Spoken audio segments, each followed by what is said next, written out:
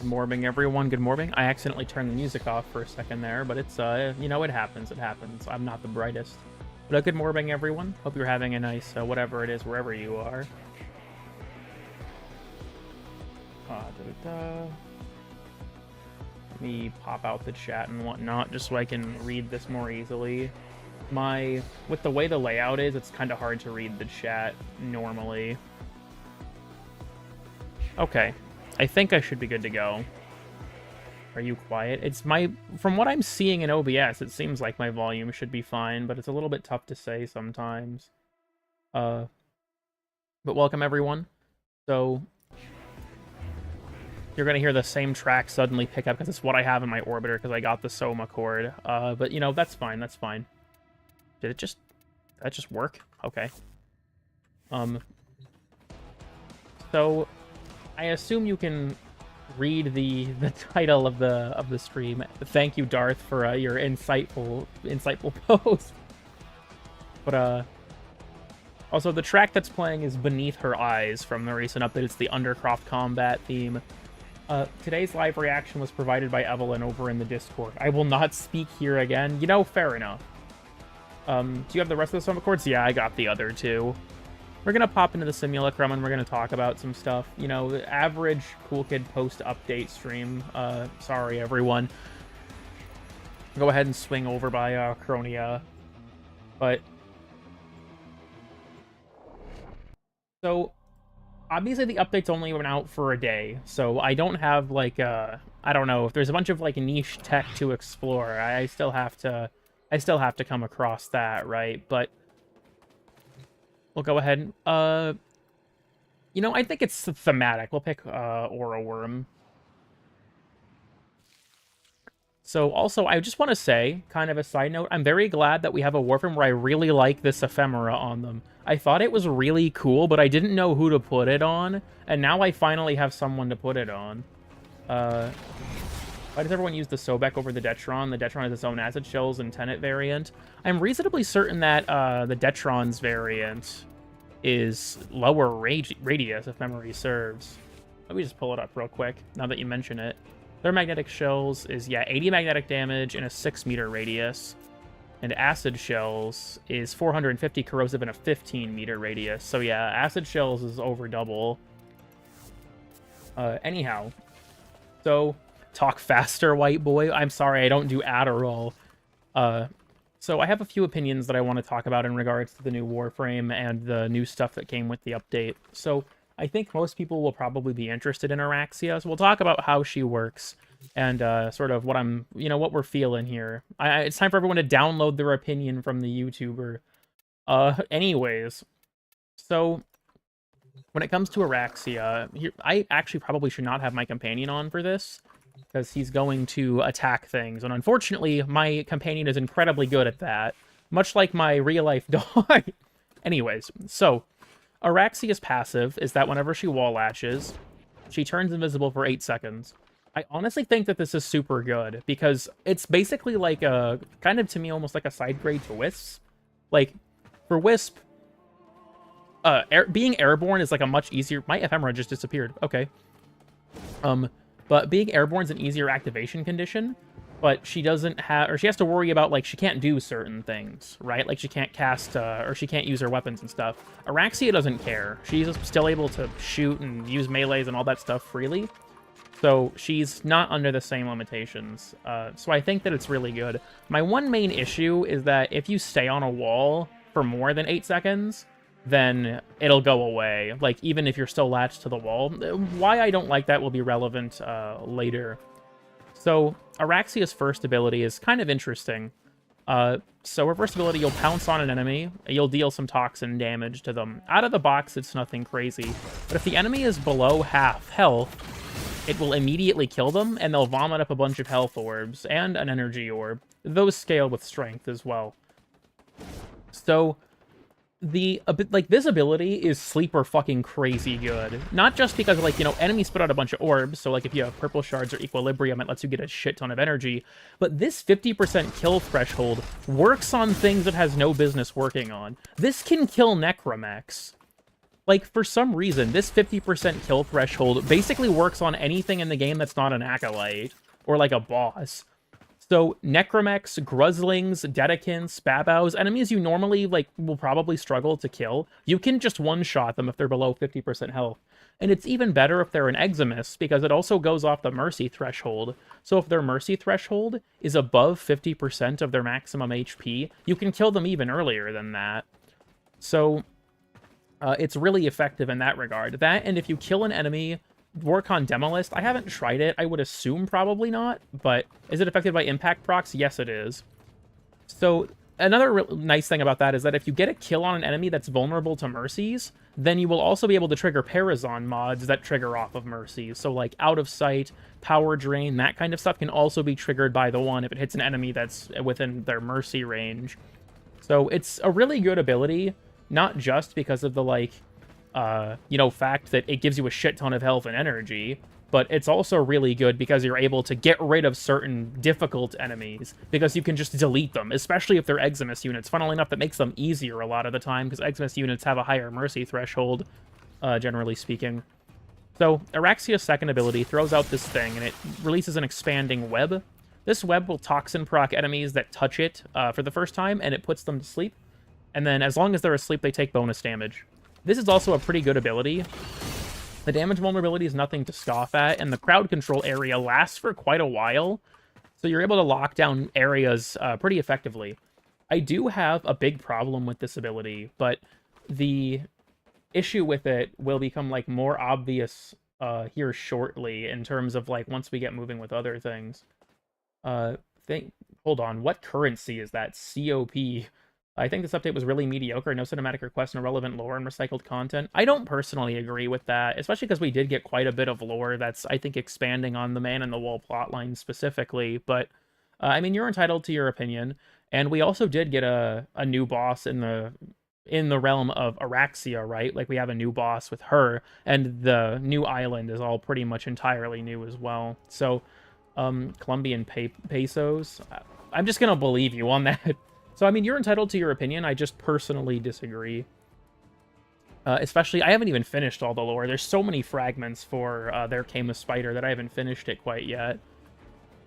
So, the two, I guess we'll get back on track. The two, like I said, it provides damage vulnerability, toxin damage when enemies touch it, and it lasts for quite a while, and you can have up to 3 out at the same time. And then, moving on from that, we have Araxia's 3. Araxia's 3 shoots out these homing darts. Whenever these homing darts hit an enemy, they will toxin proc them. The corrosive comes from Archon Continuity, which I also have on. But more importantly, you might notice the enemies get like this glowing, almost like dripping effect. If you kill them when they look like that, well, I guess that one just decided he doesn't give a shit. Hold on. Yeah, okay, there it is. The fuck? Yeah, it'll spawn these guys, the Scuttlers. Scuttlers are kind of interesting.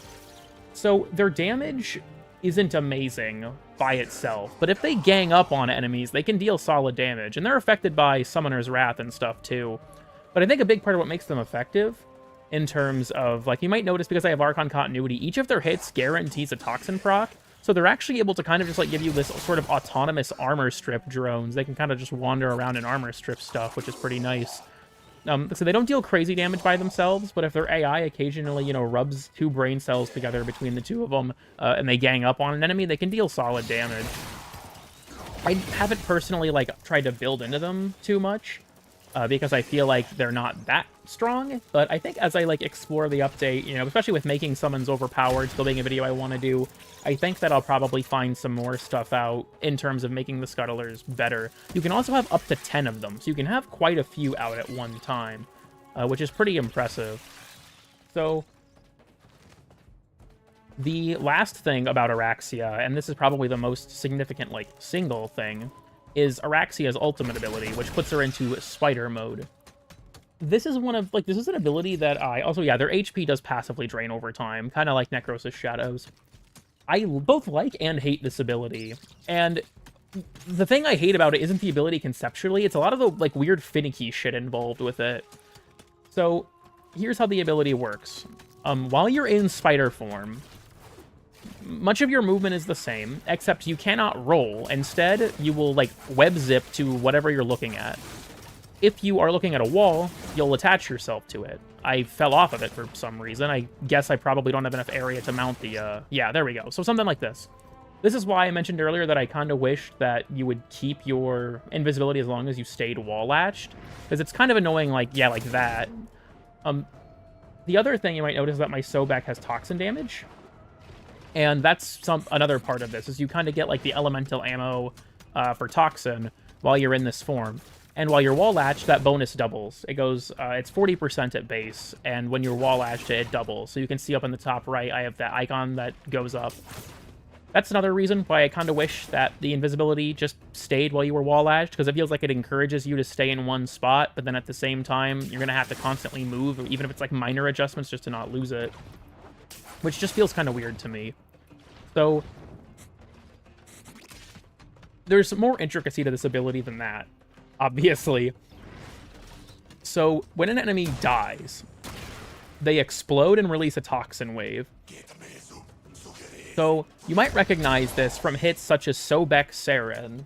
It's pretty similar in that regard. Enemies, they die, and then there's an I probably shouldn't be doing this with Sobek because it has its own explosion. Yeah, enemies will die and they'll explode into toxin. I'll admit, I feel like this is kind of low damage at the moment. The explosions aren't really that strong, and if you have really high enemy density, then it's fine. But I feel like at the moment, the explosion damage isn't amazing. But once, like, when you get a lot of them going to, like, remove armor and stuff, then they can deal pretty solid damage. So the spider form overall, I think is just, like, I do have one major issue with it, aside from the weird, some of its weirder interactions. You can't use a melee in it. If you press E, you'll use your 1. But Araxia came with a melee weapon. So, like, what was the... Why did we give her this? Because I feel like it's a little weird that they gave her an exalted form where she can't use her melee weapon that they gave her in the update, but that's just me. Okay, so my issues primarily with this form is that it does a lot of weird finicky shit. So, for example, if you're near a wall and you try to jump on that wall by pressing A, like the wall bounce, you'll wall latch to it. I'm gonna be honest, this is annoying as fuck. I'm the kind of person who uses wall bounces really often, just like one quick wall bounce to like change my momentum or something, and I keep getting stuck to shit on accident constantly. I wish that they would have made it so that you could still wall bounce while in this form, and you'd have to actually like right-click to wall latch like a normal person. Because this mechanic is extremely annoying, especially because if you're web zipping, you can cancel the momentum of a web zip by pressing space. But if you're near a wall and you try to cancel the momentum, or if you're near the ceiling and you try to cancel the momentum, you'll stick to it, which is really annoying. So a lot of that stuff I hope gets ironed out, because some of, like, the movement is really fun. Trying to work the web swings into your movement is really cool. But getting stuck to shit at random is really annoying, and I hope that they change it. And yes, I don't know if there's one here. Let me see if I can... Damn it. Nope, it's out of the map. Wait, this guy. Yep, you can stick to ceilings. Which is a really cool, like, small feature with this, is that you can stick to ceilings. I really like that. It's really neat. Okay.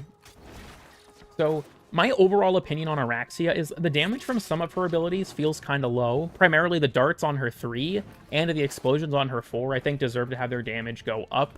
But overall, I think she's a lot of fun. I don't think she's like a crazy Warframe in terms of like her power level necessarily, but I think she's pretty good. And I think that, I don't know, aside from like some of those number tweaks, and especially with her explosions on her 4, I feel like she's a pretty solid Warframe. Moving on to her weapons, this guy here, Sayatid, I honestly think is like sleeper one of the best utility. I say sleeper in massive air quotes. People are going to find this out really fast. It's genuinely one of the best utility secondaries in the game. So its primary fire is like this shotgun. You shoot like a shotgun and knives out. They've got pretty good crit chance and pretty high status chance as well. The main thing, though, is the alt fire. The alt fire shoots out an orb that tethers nearby enemies. It tethers up to 10, and then this scales with multi-shot. There are Warframe abilities that do this, and now you can just put it on anyone with your secondary. Like, this is kind of fucking nuts to me. This is insanely good. Especially for Araxia specifically because of her explosion mechanic. Because now, like, when all these enemies are this close, like, now it works a lot better because the enemies are close enough that they're going to start propagating the damage more efficiently. Here's the problem with it in terms of it on Araxia specifically. I don't know why it works like this, but there's a weird anti-synergy here. If your 2 is active and you throw it down, well, that guy didn't give a shit. It won't pull in enemies that are webbed, which just kind of annoys me, because, like, I want the crowd control element of this, and I want the damage vulnerability element of this, but for whatever reason, if I use my 2, I can't use my 4. So it's like, for some reason, not only is it that I can't even use my melee in spider form, which I'm going to probably always be in, I can't even use the grouping part of my pistol if I use my second ability, which is really annoying, because I like the second ability, but I'm going to be honest, this is better. So I just kind of find myself not using my 2 unless I'm specifically trying to lock down an area and then go off and, like, ignore it, because I feel like it's weird that I don't have the ability to use the grouping mechanic when my 2 is out. So from there, then, so Sciatid's a really good weapon. We also have Spinnerax, which is a whip. Spinnerax's gimmick. I haven't put a ton of investment into this. I'll just be... This bug is still in the game. Can I... What the fuck? Okay, well, I was going to show it off. I'm just... All I can do is dab. Dude, it looks like I'm in a YouTube poop. What the fuck? Okay, well, maybe we're not talking about Spinnerax. Nope, that didn't fix it either. What the actual fuck is going on? Can I do it if I, like, switch stuff around in the arsenal? Equip some random shit and then go back to Araxia. Okay, now I can... Is it gonna stay working? Let me just group some enemies up. So, these guys have enough armor and whatnot. This is probably not a great showing. But the gimmick on Spinnerax is that whenever you kill an enemy, they have a 10% chance per toxin proc to explode, kind of like Araxia's 4. So these guys have enough, like, resistance to it that I'm gonna struggle a bit, because I'm using Blast and Toxin to use, or to take advantage of the gimmick. Spinnerax has a very high status chance, though. Yeah, so they explode into a Toxin explosion.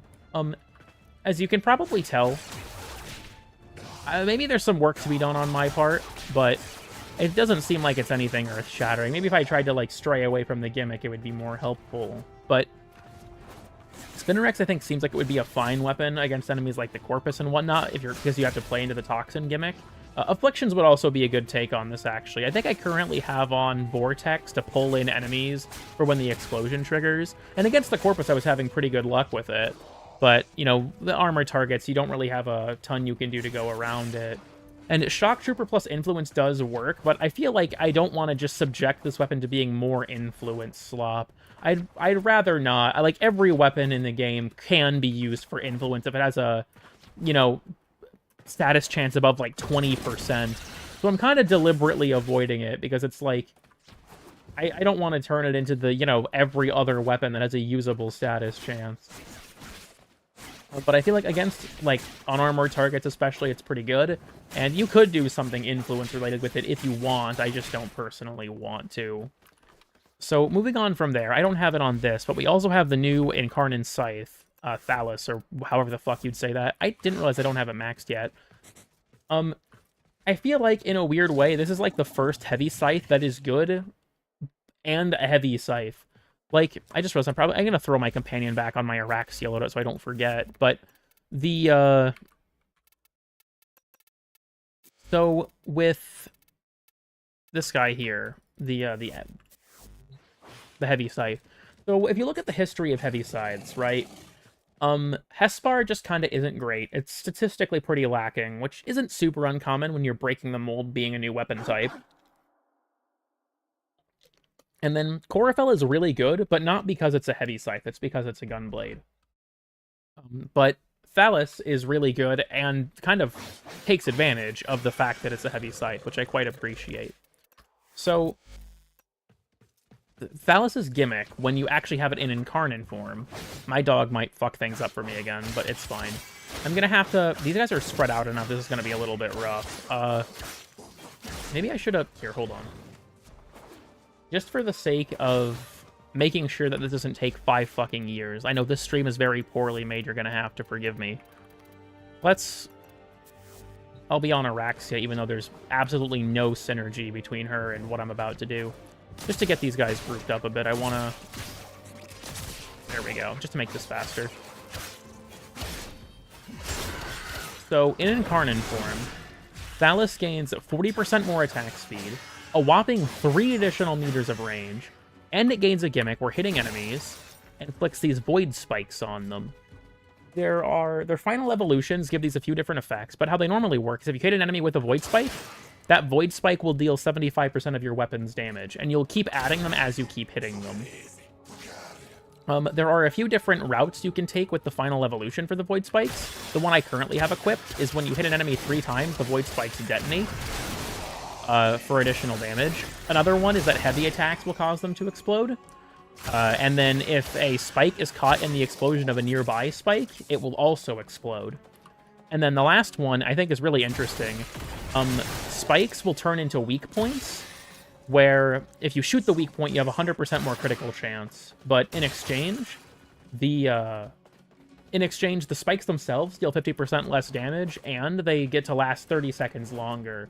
So it kind of changes you into like a utility melee, where like you're not hitting things to kill them so much as like set up for like weak points. I've been using explosive growth. Yeah, whenever a new shard is created, existing ones will grow, and then fully grown shards will erupt. I think it's really cool and really powerful. For a heavy scythe, this thing is really good. Considering the fact that, and yeah, basically mini Citrine 4. And I feel like considering that, like, this has been a historically lacking weapon type, both in, like, strength and representation, I really like that now we have, you know, a weapon in the weapon type that is actually fairly strong. Because in its Incarnate form, this thing does just shred through enemies, especially with Tennokai. You can put some serious work in. Do I think it's, like, earth-shattering? Not necessarily, and maybe there's some, like, forbidden tech that would make it earth-shattering. But would the weak point work with Vauban? It might. I guess I haven't really tested it. But I think that Thallus is a really good weapon, for a heavy scythe especially, and I've had fun with it as I've been working on, like, leveling it up and stuff. So, the last major thing to talk about with this update is, I think, the one that a lot of you were probably waiting for. And I want to say something up front. I think Valkyr's rework was good. Overall, I actually quite like it. And I think that I was rewarded for my decision to not give a knee-jerk take when it was announced. They did a lot of good stuff on the, like, in response to creator feedback, which I wasn't a part of, because I'm reasonably certain DE doesn't know I exist. But I think that Valkyr's rework overall actually came out quite well. So when it comes to changes to Valkyr, big one, just off the bat, Ripline is actually a good mobility tool now. You stay attached to the wire, and you have a little bit of movement. It's much faster, and you can jump cancel it now, and you'll maintain your momentum when you jump cancel it. It's a very fun ability just to move around with, which I really like. So, alright, I still have Vazarin equipped on this from when I was doing the Apex bosses earlier. I need to put on Zeneric just because I know that my muscle memory is going to cause me to constantly try and use Wellspring when my energy's not full. So another big thing is now if you hit an enemy with your one, you'll still, like, you'll be pulled towards them, and you'll do a melee attack, but you'll also... Why did they all die? Okay. I think that they're just not... Okay, they're bugged and just not trying to get up. But yeah, it'll pull enemies together, it'll put them on the ground, and you'll do a melee attack when you get there. Not really a big fan of the automatic melee attack, because it delays being able to ground finisher them, which I think is weird. I don't even know if it's intentional that it works like that, honestly. But it's pretty cool that you have, like, a built-in grouping now, and it's very helpful for Valkyr.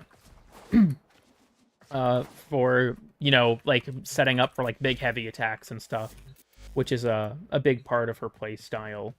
So, that's kind of that. Warcry, the main change is you can cast it while moving now, and if memory serves, enemies or like allies, when they enter the range of Warcry, they will keep it when they walk out of the range, which is very nice. So, Warcry didn't get changed too much, but though the changes there basically made it like more comfortable to use in a team composition setting. And now, Paralysis works quite differently. It will have this stagger and slow enemies. They move the slow off of Warcry to Paralysis, and Paralysis makes enemies have a melee vulnerability debuff. So while they're under the effect of Paralysis, they take more melee damage. The other thing you might notice when it comes to melee damage is that's now Valkyr's passive, that rage meter on the right. Dealing melee damage, getting finishers, getting melee kills, all that stuff will build the rage meter. And then an important thing to note about the rage meter is that when it's at 150%, which is halfway through the meter, you might notice that now the meter's building is red. So if you have over 150% of the meter and you die, it will consume your entire meter and make you invincible for 5 seconds. This meter is really easy to build up really fast in normal missions, in my experience. So it's something that it's easy to have active pretty often, which is really nice. So the last thing, then, is Hysteria, which has some cool new visual effects, like on the claws and when cast and stuff. A lot of the stuff from the Techrot Encore update is, you know, what made Hysteria better, but there was some stuff specifically in this update that was really, really helpful. So, obvious one, you're not invincible in Hysteria anymore, but instead you get triple the bonus from Warcry when it comes to armor. Another thing that was a nerf to Hysteria is the lifesteal is now flat instead of percentage-based. It's a flat 100 scaling with strength. It's not nearly as bad as I thought it was going to be, but it's still kind of annoying. So, aside from the tripling of the armor bonus and all that, the multipliers on the stances got improved. The stance in general got improved. It's not as, like, start-stop anymore. You maintain a lot more mobility while using it. There are some guaranteed slash procs thrown in there now. The stance has actual multipliers now. So a lot of it, I feel like, is just, like, sort of more comfortable usability and making the stance more worth using so that, like, spin to win doesn't matter as much.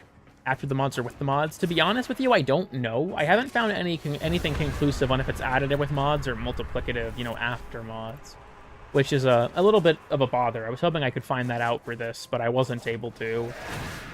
So overall, I think that Valkyr's rework came out quite well, and I'm enjoying playing her a lot. I feel like a lot of the doom and gloom about her rework was not really warranted, which I don't think is, like, a hugely surprising thing. I can see where people were coming from kind of at face value, but I think that as it came out, like, Valkyr is really hard to kill. I just want to make that clear. Valkyr Prime now has the highest base armor in the game at 1,000. She has 1,000 base armor. Reduces damage to health by 10%. That's not correct. So, like, if you look, my armor here, yeah, 76%. On top of Warcry giving it about 100%, so doubling this, that's, you know, 2,000 armor. And then we get triple the bonus from this. So that puts me at, like, what? A lot. We'll put it that way. A lot of armor. And so that, on top of something like adaptation or some other external DR source, makes Valkyr incredibly difficult to kill. Just, like, through armor and that alone, which is really impressive. Also, 3k isn't, like, there is not the maximum amount of armor. I believe that's when you hit 90% damage reduction, but you can still go beyond that. So I think it's cool that, like, they made that part of the, like, the armor is now part of her kit a lot more, because previously Valkyr always had this high armor identity, but then you'd go into your 4 and you wouldn't give a shit about it because you were invincible. But now it's like, actually a part of how she plays, and this is probably going to be considered a weird take.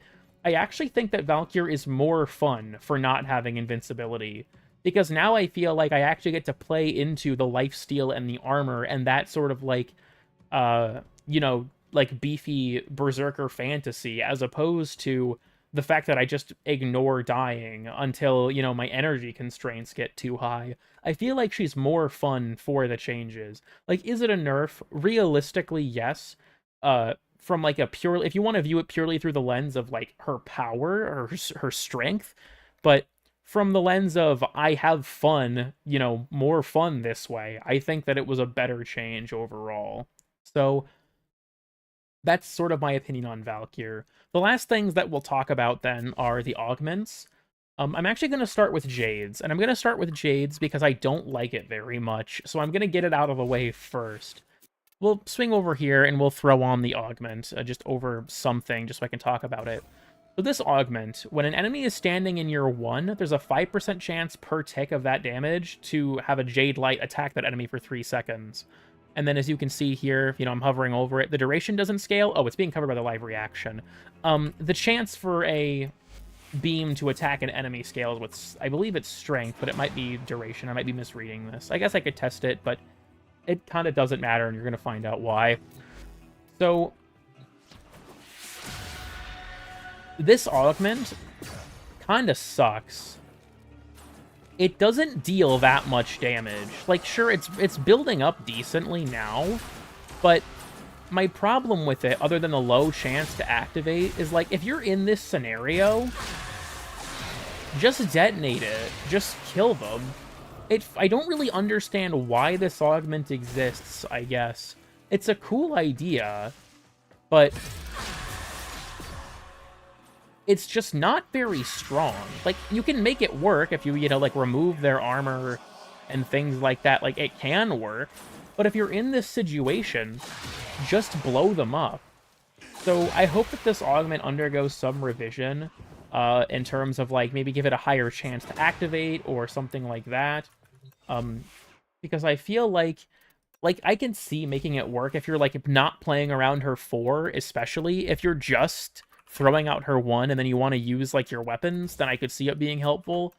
But I don't really like it in its current state, and I really hope that they change it, because I feel like in its current state it's just not very strong. Also, for what ability is Helmet? If you mean for Araxia, it's her 2.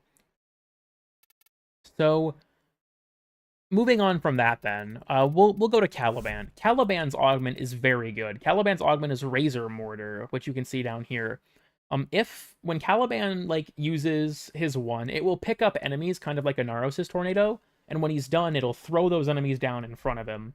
And then if your Ortholisks are active, it will teleport them into a triangle around the enemy, and they will blast the shit out of them with guaranteed electric procs and an increased fire rate.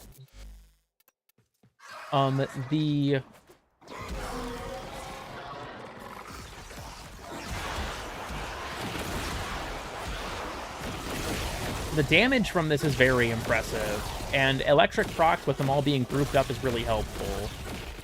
It's weird, Tau status doesn't affect forced procs, which is like a weird bug that's been a thing since Caliban came out.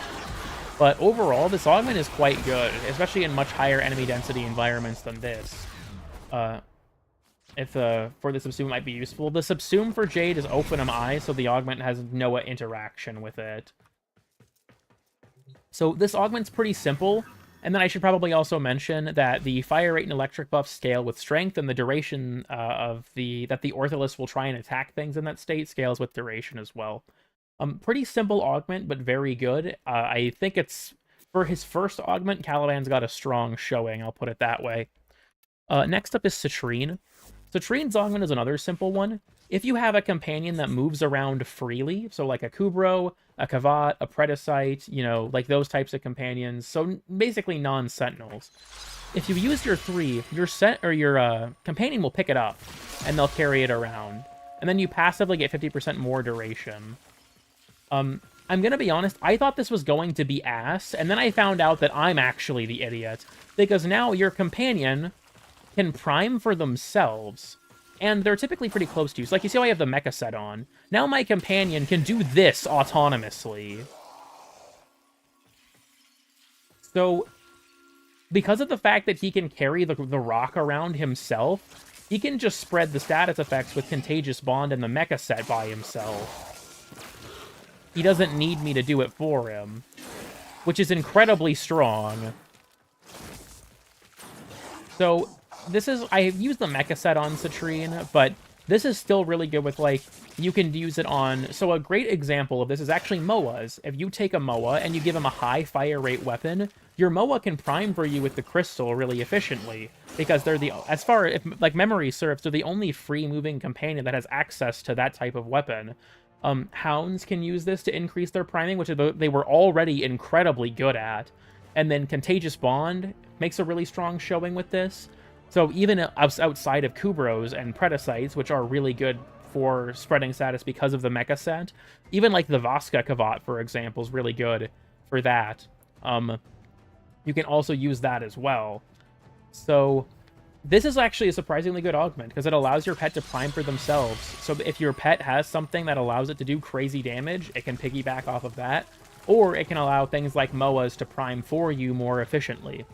When I first saw this augment, I thought it was going to be kind of a nothing burger when I saw Pablo post it on Twitter, but I am reformed. I think it's actually really good. Do you have to be in range? For the pet to use it, I don't believe so, but for you to use it, yes, you have to still be in range of the crystal. Generally speaking, though, if your range is high enough, you won't be out of it a lot of the time, because your companion will try and stay close to you. And yeah, Panzervopal Philo would also be a good take with it. The last one is Colorvo. Colorvo was another one that I thought sounded like nothing on paper, but is actually insanely good. So Colorvo's is Volatile Recompense. How it works is whenever you press 2, your daggers will stay spinning around you, and whenever they hit an enemy, they will give you Overguard and guarantee a blast proc. Oh, either you or the enemies will be in range of the crystal? I wonder if that's a change post-augment. I know it didn't used to work like that. Interesting. But, so with this one, it's really interesting for Colorvo, because the blast proc thing, that doesn't fucking matter. Like, that part of this augment, to me at least, doesn't mean anything. But what does matter is that Colorvo's spinning ring lets him generate Overguard constantly. As you can see, the daggers will go out and try and hit enemies. So unlike normal, where I hit 2 for a big burst of Overguard, they will just keep going. And then they'll return to Colorvo after a delay. This is really big for Colorvo, because it lets him abuse Overguard gating without even having to try. Like, at higher levels, when your Overguard's getting one-shot on Colorvo, a lot of your gameplay was mashing your 2 to keep it active. But now he doesn't have to do that. He can just throw it out, and then it'll just work for him. And he doesn't have to do anything for it. And yeah, tiny downside is that you get stabbed. That's true. It's a little bit harder to, like, avoid, because it'll happen regardless, unlike normal. You can still die with the augment active, just not as often. And that's true. The delay between dagger strikes seems to be about a second, and overgate is half a second. So you can still die through it, but it's a very effective augment regardless. I'm going to respawn these guys and turn their AI on just to kind of show that. He teleported here. But so I can passively generate this, and because of the... like you can see when it hits enemies, it staggers them too, which is like a nice little bit of additional kind of passive crowd control. It'll, you know, help prevent enemies from fighting back. It kind of reminds me of like... Staggering Shield or something, you know, of that vein. Yeah, for me, like, the blast proc part of it doesn't matter a ton, but the element of it being persistent, I think, is really, really strong. Something like that? Okay, so the 1 second is like a kind of like a field-based thing, right? Don't take it to heart, I guess. And yeah, it counts up your combo like the regular 2 does, which is, it's much better for that. So, Colorvo's Augment, like I said, was another one that I felt like when I saw it, I was like, ah, that's going to be whatever. And then I got my hands on it, and it's like, holy shit. Can you show where you get the augments from? I actually believe, if memory serves, if you go to abilities now, I'm pretty sure there's a thing that lets you see this information. It's somewhere. I'm probably forgetting, but I can go ahead and we'll go here. We'll depart from my home away from home, the Simulacrum. That's in Helminth? Okay, right. I wasn't sure if they'd added it to the main screen or not. so we'll just type this shit in. So Jade's is from Arbiters of Hexus. I believe, yeah, Caliban's is from Suda. And then the other two, Jade and Colorvo, are from Meridian. I don't know about the other half, though. So, not Jade, not Caliban. Okay, so then presumably not Citrine, so just Colorvo. Alright, I guess Loka has Colorvos. These guys have Citrine and Jade's. And then I guess that means Caliban is for Perrin. Well, that's where you can find those. Maybe not in the Simulacrum. I thought that they had added it somewhere in here, but... Yeah, okay, yeah, it just doesn't work. Yeah, it just doesn't work in the Simulacrum. Okay. Yeah, you can right-click them and see where they come from now. So, that's sort of the rundown. I guess the other thing I could talk about is Ambassador, because Ambassador did get buffed. It got a bit more base damage, and you can spam the sniper form a lot more. It's definitely a better weapon. It feels better to use. It's not, like, crazy good or anything, but it's noticeably better. Happy Pride Month, I'm gay. Hell yeah. Wow, I didn't realize that I have not been D&D checked for, like, the almost hour I've been doing this, but thank you for the reminder. Okay. Okay, so where it was doing double damage to the sniper one is actually half as strong. I think that they said that, like, the increase in base damage kind of helps offset that, but yeah, the bug fix to the sniper mode is kind of rough. So I will say as well, in regards to, like, because some people probably want my opinions, I guess, on, like, the other new stuff. I like the Isleweaver mode overall. I enjoy... The Araxia boss fight is a little annoying sometimes, but overall I do quite like it. I think it's fun to do. The new lore is interesting from what little I have. And the new island is cool to explore as well. But, like, overall I like it quite a bit. I also quite like the Vor boss fight, and this is probably going to be considered a weird take, because I've seen a lot of struggle with it. I have finished getting the accolade glyphs, and I personally had quite a bit of fun with it. If I pull this up, I have all of them. So, the Vor boss fight, the biggest struggle for me was this guy. Limbo's was rough as fuck, but the other ones I had quite a bit of fun obtaining. So, Vor has his bullshit. I just want to, like, say that now. The Vor fight has its bullshit, but overall, once you get the hang of it, I think it's doable relatively consistently. The main problem for me is that there is an issue. I can just show this, actually. Hold on. I'm not going to trigger the Super Both version of it. And yeah, you can cheese it with silence. I didn't do that. I wanted to do the boss fight legit, but I'm going to let you all in on some forbidden knowledge. If you use silence on Vor, he can't do anything but shoot Seer. All of his abilities get turned off, so he can't nullify you.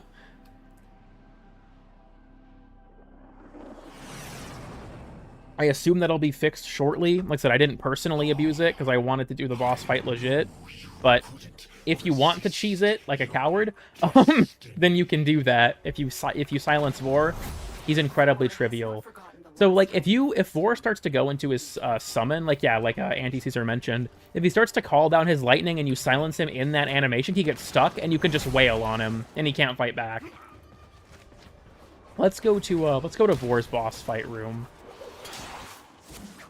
So I don't think I'm going to activate the, like, super boss variation, because that's not the point that I'm going for, but I should also probably actually have my armor bonus active. Is it up here? No, it's through here. Okay.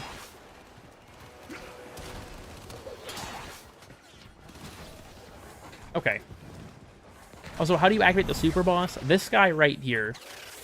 It will give you some Vitruvian symbols, and you can find these symbols around the map by being in your operator or drifter form. You can just find them throughout the tile set. I don't know if I'll be able to see any in here, but they're like blue glowing glyphs that you can find. So yeah, it's a return of the Vitruvian puzzle from the Sacrifice from, you know, what was it, 2018? 17? I think it was 18. But yeah, that's an important thing to note. They are the same symbols every time. Once you know the order, you can consistently input it. So you don't have to do it, like, you don't have to find them every single time. Thank God. Let me get rid of these guys real quick. Ambassador buff. Okay. So, for Captain Vor, the first phase of this fight is not the thing that I have problems with, so we're just gonna, like, beat the shit out of him real quick. In his super boss variation, he has a fuck ton of damage reduction. I used Fenmore to get around that. Also, in his super boss form, these guys are all Eximus units, but that's kind of a good thing for me, purely because I can use them for energy and health and whatnot in the boss fight.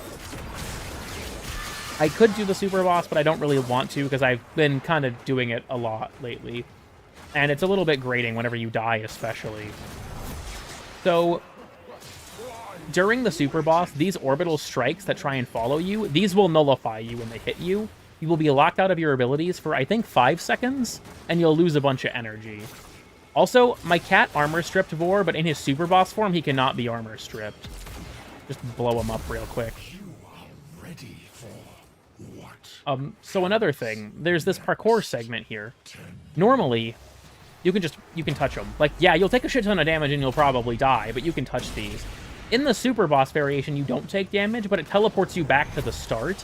The reason I don't really like that is because the super boss version of this puzzle is harder, and they have this kind of annoying thing where if you're close to the end, it can still spawn them on top of you, and that's just really cancer. I kind of got a feel for avoiding it, but it's really annoying. I should also mention in the super boss version, you're locked out of your abilities during this part, and these, like, electrical grids move way faster. So, this phase of Vor is where things get fucked up in the super boss version, and that's because of a bug that I'm calling waxed flooring.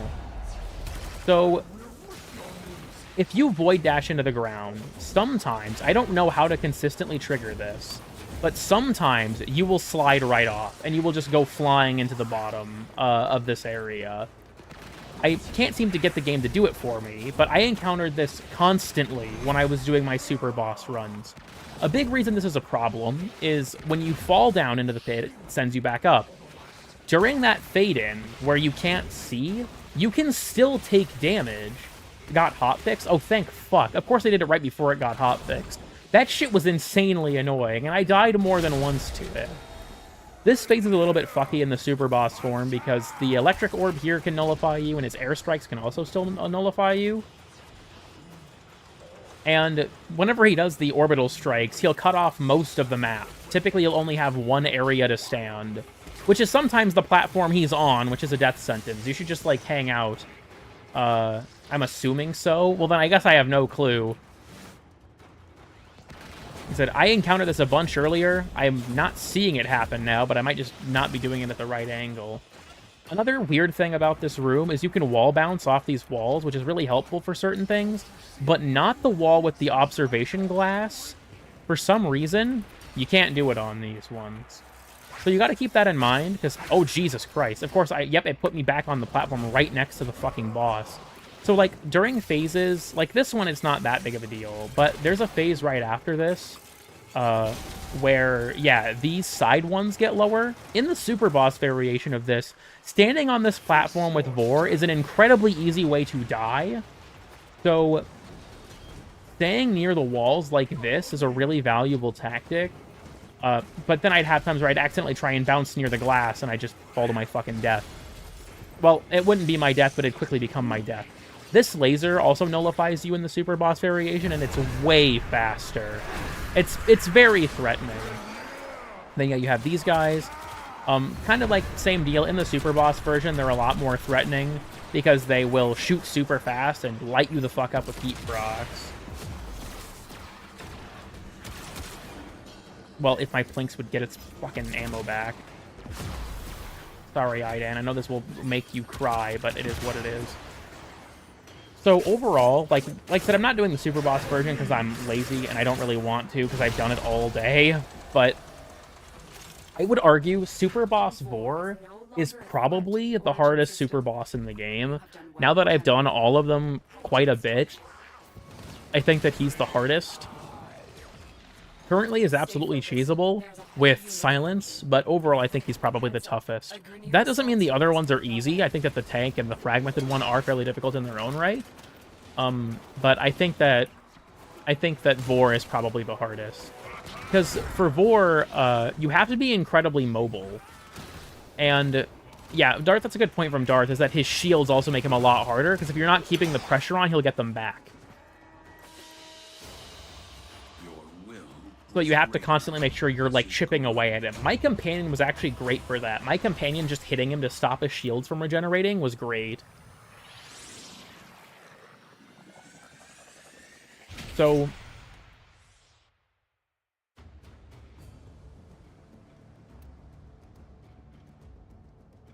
that's sort of like a... and yeah, on the Steel Path, he drops one of, like, 6 various arcanes just from around the game. They're pretty random. How do you unlock him? There's a console next to next to Vor. Like, when you walk up to the door, if you turn around next to, like, off to the side wall, there is a terminal. And then if you go around the map in your operator, you can find, like, blue glyphs that tell you what you need to input. But they're the same for everyone every time. So there's, like, I think we might have it in the Discord that there's the images posted, but you can probably find it on, like, Reddit and stuff, too.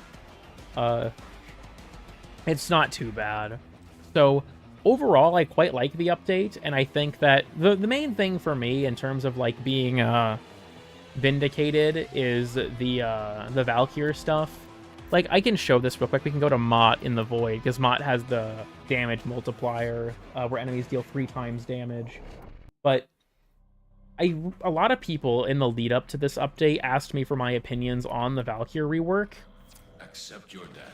And I kept repeatedly saying I wanted to wait till it came out to give my opinion on it. And I think that was ultimately, like, I feel some catharsis in terms of, like, I think that was the right decision. Because I think that overall, you know, it's nothing earth-shattering, right? I'll put it that way. It's nothing earth-shattering. I feel like it came out pretty well.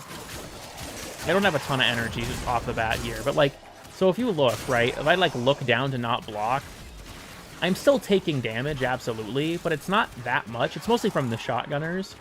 And if I'm actually, like, engaging with the game, I'm at no real risk of dying here. Realistically, I'm at no real risk of dying here. No mention of the floor issue for Vor. I wonder, like, because I was triggering it constantly this morning when I was finishing up my runs.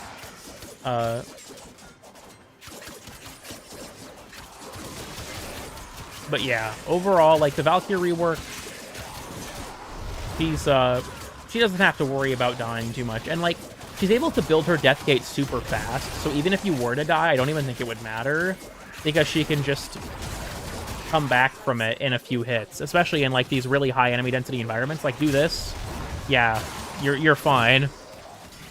You know, you can pop paralysis for some extra stuff, and then, yeah, you're good. So I can try her there. I did take a Valkyr into ETA, even though she wasn't, like, my pick, just to see, and she performed quite well.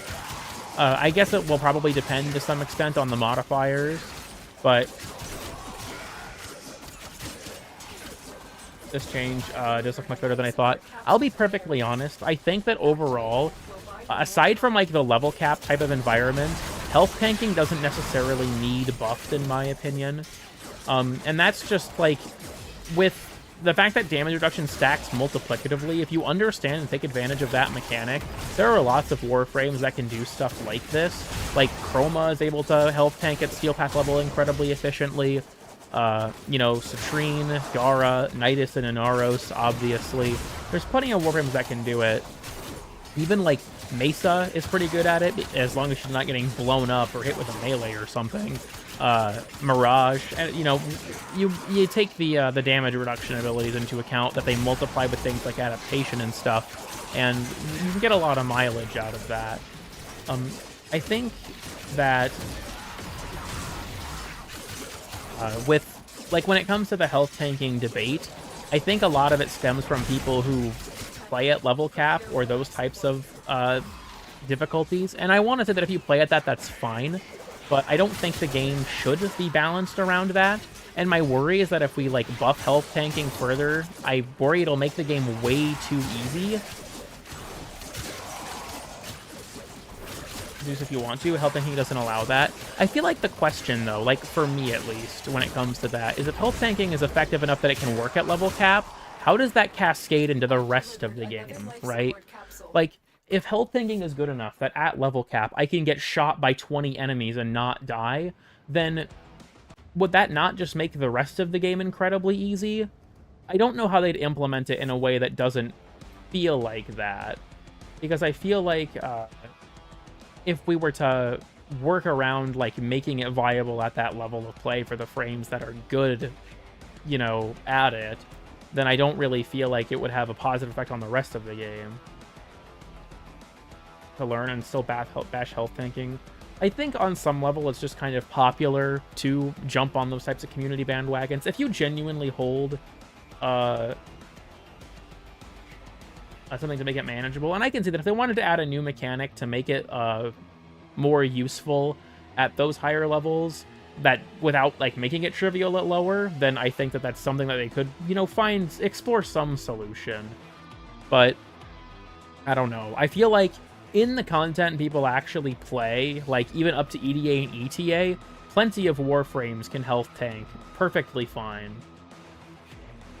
And so, I guess sort of to that end, I don't personally think that there needs to be any change to things like health tanking. If they do make a change, I just hope it's one that's more reserved.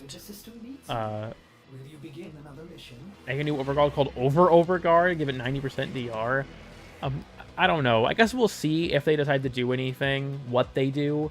My concern is if they kind of like cave to the pressure and like buff armor like through the roof or something, it's just going to make the game, especially early game, way too easy. I feel like you kind of have to work for health tanking even at Steel Path level, and that's something I'm fine with. I think you should have to invest into it, but I don't know. We'll see what happens, I guess. We'll see what happens.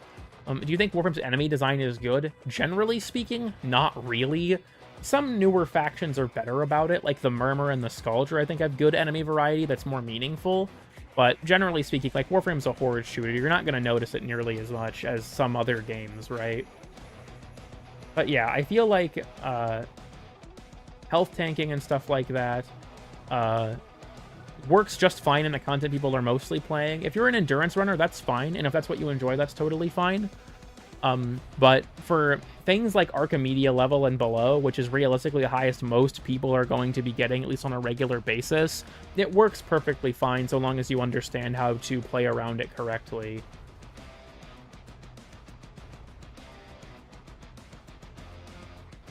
So that's kind of, I guess, my opinion on that. Number the aim of our health bars. I think, like I said, I think you could probably explore solutions to making it better in that environment without killing it at or like making it too easy at a lower level, but I'm not the designer, and I don't think I'm talented enough to come up with that solution myself. So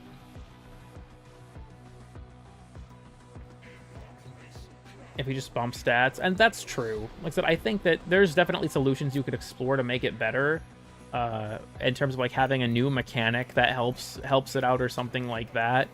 But I guess we'll see what happens. Like, my concern is that they'll just buff the value of armor. That would be a bad solution, in my opinion, because armor is... This isn't going to sound like a weird take. Armor is fine. The main struggle, really, is if your Warframe has bad base armor, you can't play around the mechanic at all. That does kind of suck. But if you have a high armor stat, armor is a good stat. You just have to understand that it's like your base layer. You shouldn't dump a bunch of mods into armor. Dump the biggest mod you can into armor, and then spend the rest of your stuff on other forms of damage reduction. So like I said, I guess we'll see what they do, right? At the end of the day, we'll see where they take things. But for so yeah, I guess Valkyrie rework I think came out pretty well, despite all the doom and gloom from the community at large and the Warframe content creation scene rage bait. I think it came out pretty well. Araxia is nothing earth-shattering, but she's fun and she's fairly good, minus a few minor criticisms I have of her. And I like all the augments except for Jade's.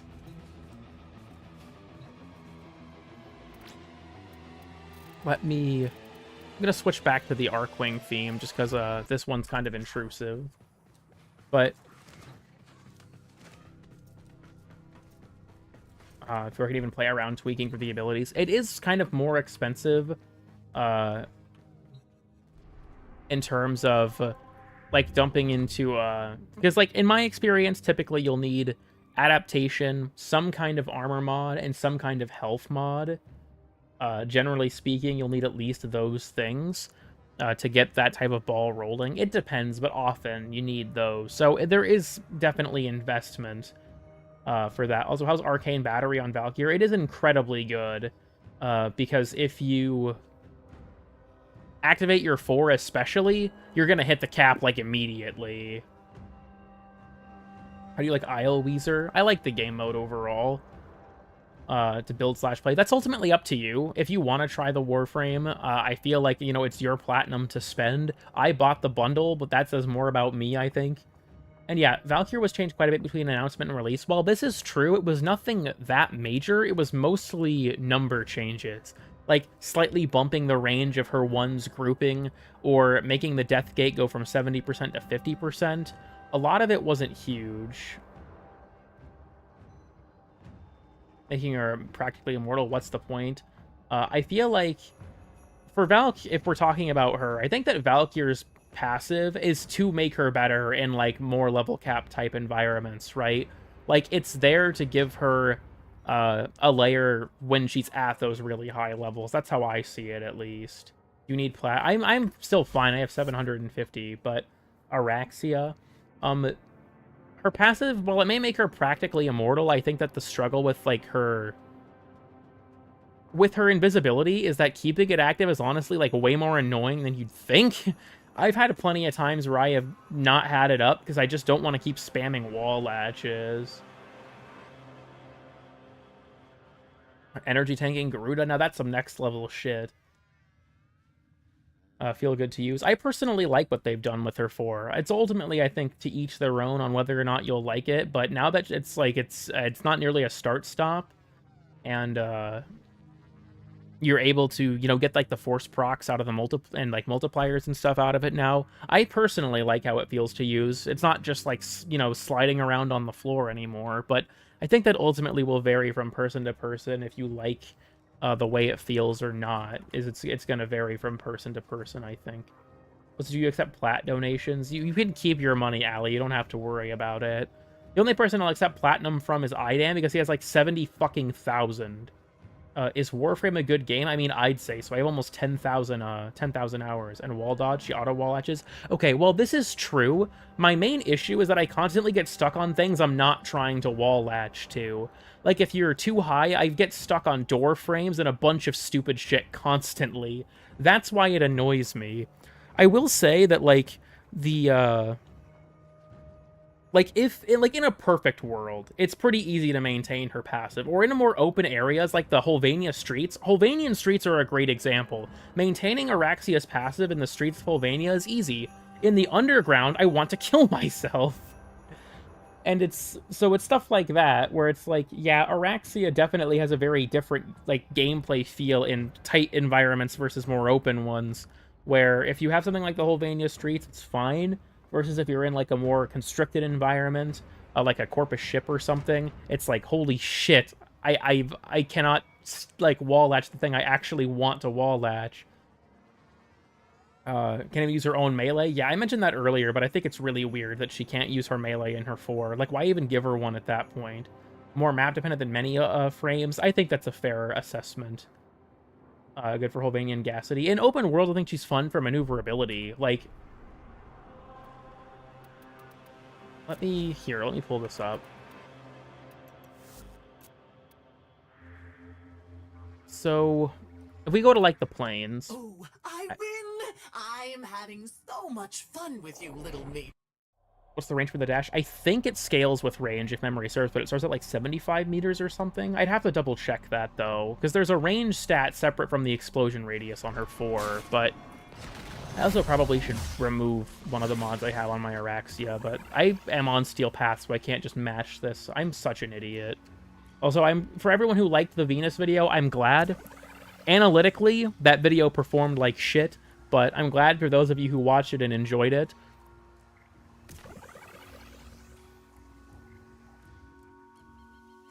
Okay. So, Araxia's dash, like, in open worlds, is a lot of fun, because you can zip around really quickly. It's a little inconsistent. If you dismount by jumping, sometimes it carries your momentum, sometimes it doesn't. I don't entirely know what triggers that yet. Because jump canceling, it's the best option. There's a little bit of end lag when you touch the ground. Not much, but just a little bit. So, like, yeah, like, when it does something like that, it's great. But when it just, like, stops you midair like that, it's really finicky. Also, see a sci-fi. But, like, I quite like this type of movement is really fun. I just wish that the momentum wouldn't get interrupted, like, at random, because that is really, really jarring. Can you bullet jump? Yeah, your, like, ability to, like, slide, bullet jump, all that stuff is maintained. The only thing you can't do is the normal rolling. That gets replaced with the dash. So it's got pretty far range. That's out of range, apparently. I don't think that's true. I think it just want me to wall at you because it's moving. And then, yeah, you can, like, hang out, duck the stuff. It's a lot of fun. I quite like it. Weird thing, though.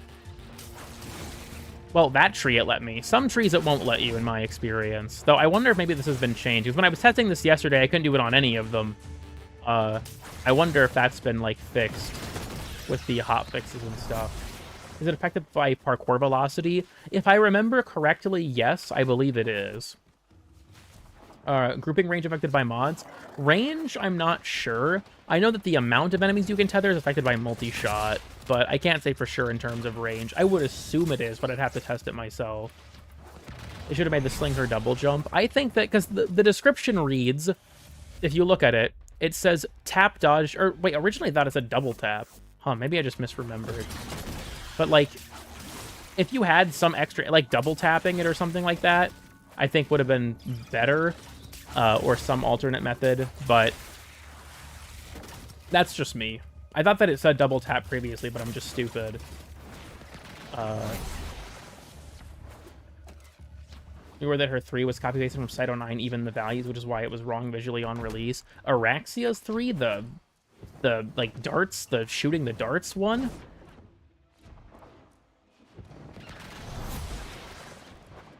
Just, I don't know. I don't see how that ability would be brought over. I don't know what part of Site 09's kit that is. Does the sling trigger rolling guard? I don't believe so. You also can't shake things off. If you mean the 4, that doesn't surprise me, because it uses the elemental ammo mechanic that he introduced. But it was also bugged, because, yeah, on release, it was only 25% instead of, or it was showing wrong, but it was only 25%. They buffed it to 40, because I'm assuming because resupply is 25% at base. They were on the ground and took off. Huh, interesting. Yeah, the web swing movement is fun. It's... You think I can web swing off this? Oh, hell yeah, gamers. Look at that. Now we're cooking with gas. Wait, I wall latched it. What the fuck? Hello. So, this is my life now. Oh, shit. It's fine, it's fine, it's fine. You all aren't ready for Forbidden Araxia tech, okay? The internet is not ready. The world isn't ready for what Araxia is capable of. If you're dedicated to mastering her arts. But yeah, I think Araxia is a lot of fun. Like I said, I feel like the damage of her 3 and the explosions of her 4 is not great, and I kind of wish enemies caught in her 2, well, A, could still be pulled by her secondary, but I also think that her 2 should, in my opinion, should inflict Toxin repeatedly, like while enemies are stuck in it, just so you can ramp up an armor strip from Archon continuity. I think that would also be like a good feature for it. I'm going to make a quick tweak. Don't take this to heart. The build's still an in-progress thing, but I'm going to drop Mecha Pulse. I feel like I value the comfort of Streamline over... Do you need Streamline? No, but I feel like I have to mash my 1 constantly, and I don't really want to do that anymore. So I'm going to take that. I value it more than the radius.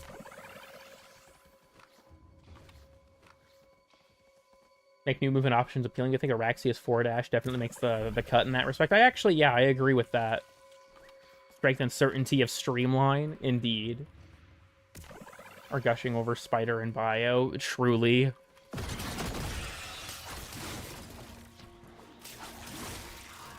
So yeah, I have a good time with this frame overall. If you don't lose your momentum when you detach with the jump cancel, it's fine. When you do, it's kind of cancer, but I wish that you could wall bounce, though. Like, if I try to wall bounce, you see how I'm just, like, inching my way up? Because pressing space tries to wall latch me. I hate that. I wish it didn't do that.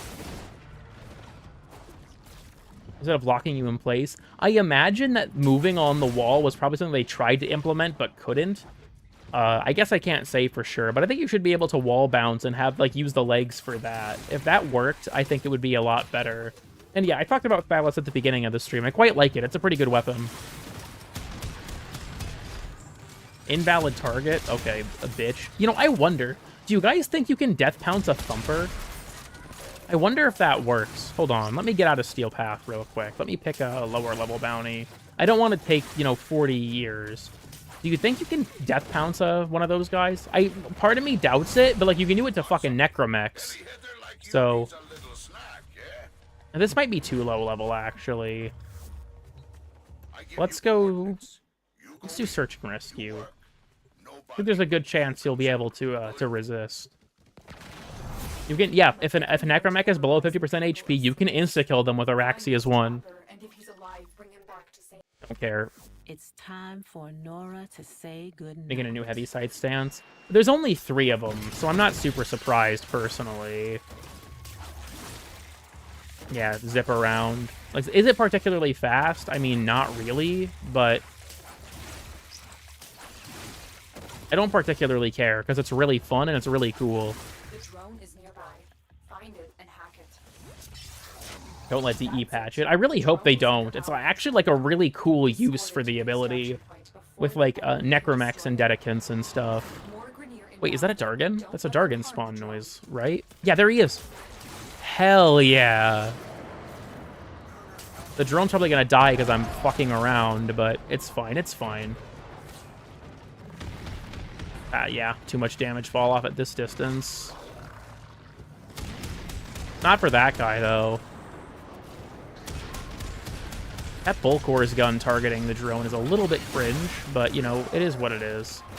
You gotta make do. Country kids make do. Anyway, well, that's the drone. I guess I could try that. I feel like I'm just gonna... Okay, well, apparently this is a wall. I'm like the opposite of a goat, where, a goat can walk on anything that is at a 90-degree angle. As long as it's not a fucking 0-degree, flat, or I guess 180, I can wall latch it. Everything is a wall to me. That's fucked up. I feel like I'm just gonna not get any thumpers, but, I don't know what else to expect. Become Rico Rodriguez? Yeah, dead ass.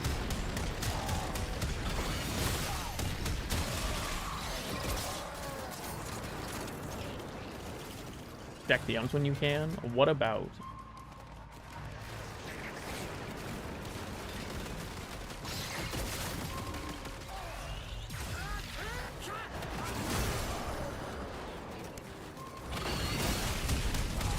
This is kind of dragging. I'm just going to try and wrap this up. Like I said, the web is a really powerful crowd control tool. If your goal is to just, like, shut enemies off, it works really well. Alright, get this out of here. What am I missing? Just as I suspected, the Grenier drone saw the Ostron. They can use this information to help pinpoint his current location. Oh, because that sent me... I guess there's a Kim conversation where you can talk about Vulpaphylas, and if you talk about them, you say that it's pretty rare to see them away from Deimos, except for the Panzer. The Panzer doesn't have that flavor text. That's pretty funny. Who killed Lloyd? How's he in Duviri? For that, Lloyd's not dead. The Indifference can just, like, imitate people, and that's, like, it's made all of those things. It's more of a symbolic thing, I would imagine. It's not meant to be interpreted, liberally. What the fuck am I saying? Literally. I'm losing my fucking mind. I'm sorry, everyone. I'm politics brained or something. Hello, everyone. Welcome to this is. I'm now a Hassan orbiter. I'm sorry, everyone. Is the void homophobic? Yes. Where are the enemies? What the hell? Oh, they're what the fuck over here? Not too fond of that. Woke mind virus. True. Oh, it's I'm killing enemies and I'm not. What is this bullshit?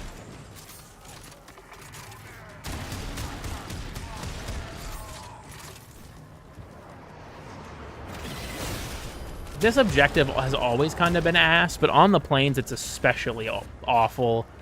I really do not like it here. I like the plains itself, just not this objective. I like how the pounds can let me, like, really, really move across the map, too. It's very nice.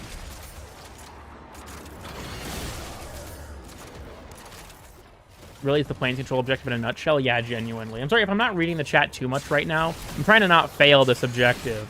I'm pretty sure the first few, like, stages of this bounty will actually spawn bull thumpers instead of, like, the Doma or the Dama, whatever the fuck, the max tier one. So I want to at least get to the point where I can spawn the max tier one.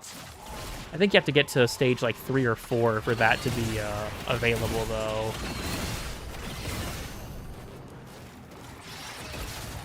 Zap them.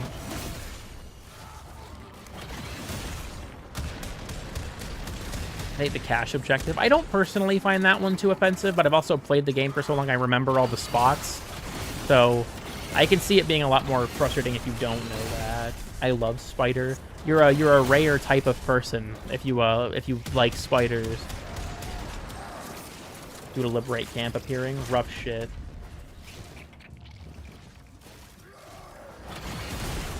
Oh yeah, I should probably be trying to actually spawn my scuttlers. That can help me out with this.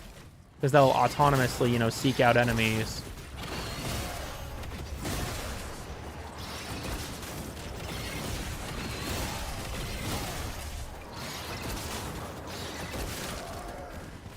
Okay, I'm up to 10. Perfect. Daughter has a choice randomly in Duvir. Yeah, you know, that's completely fair. Like I said, Araxia, even if she's not, like, crazy broken or anything, which I don't care, whether or not she's, like, overpowered. But I think that she's really fun, and that's the main reason that I like her. Barely get past it. That's completely fair. But it's ultimately, I guess, what content you like playing. Likely responsible for the Alstron. The officer is nearby. Track them down. This objective is kind of shit. Hold on, let me just, like, wander. All right, this is how you do this objective. Pro tip, this is how you do this objective and not fail the side objective. You gotta just use your operator. The officer. Capture them. This is how... Oh my god, did my Vulpafile... Or did my Panzer kill... What the fuck? Why is he here? Okay, never mind. This isn't how you do this objective, actually. I lied. Normally that doesn't happen, but I guess he decided fuck it and ruined it for me. That optional part of that objective is so ass. I hate it so much. Wait, he's here. Okay, I gotta know. I gotta know. I have no base damage on that, so never mind, actually. What's clip delegation gonna do for this? Decently, I hope. I just want to get it to half HP. I can pounce on him. That does work. Can I get him with a damage vulnerability? Am I dealing less damage now?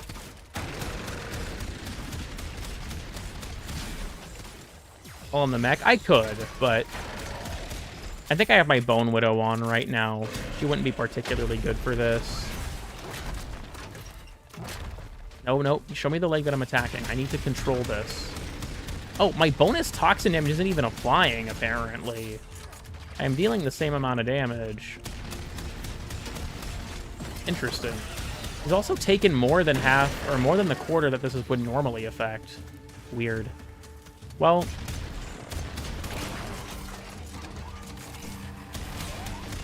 I should probably slow him. Actually, does that even work anymore?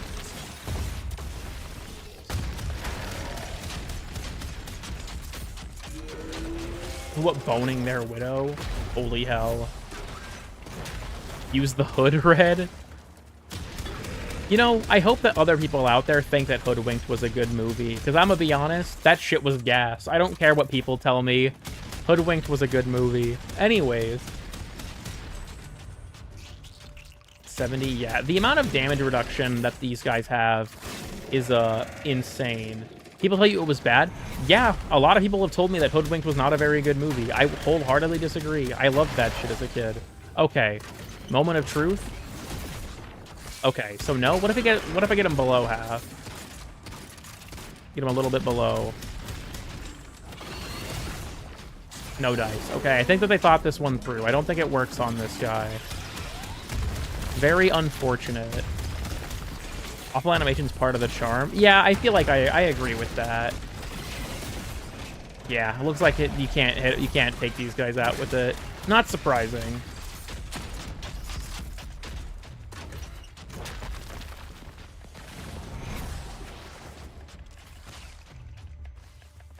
If it works on bosses. As far as I've tested, it doesn't. It doesn't work on acolytes either. I forgot this enemy existed. I mean, maybe?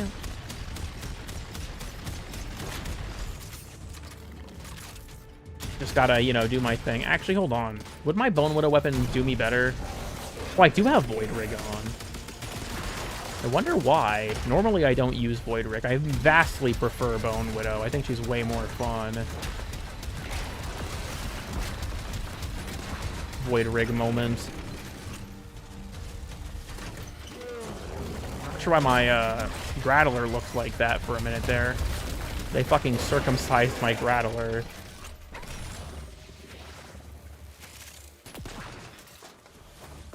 The hall. Does it work on that corpus who's just a guy? The sergeant? It might. I doubt they thought that one through. Oh, I can... Yes! Advanced tech. Advanced tech. What the fuck is this guy doing? Bro is drinking and flying right now. We need to get him off the streets for the safety of all mankind.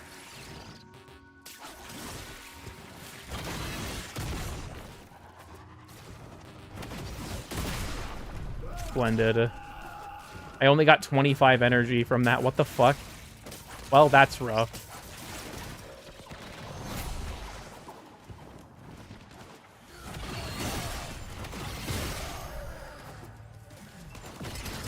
We can impregnate the sergeant? Don't say that.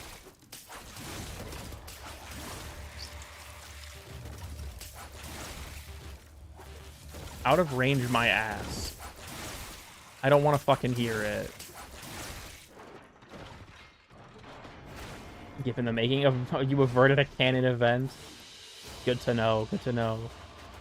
The Death Spider with tits was on my ass. That depends. I feel like if you're gonna run away from the Death Spider with tits, that means you're weak. Every person I know has either had a neutral feeling or wants the Death Spider with tits on their ass. You know what I mean? That's generally the vibe I've gotten so far.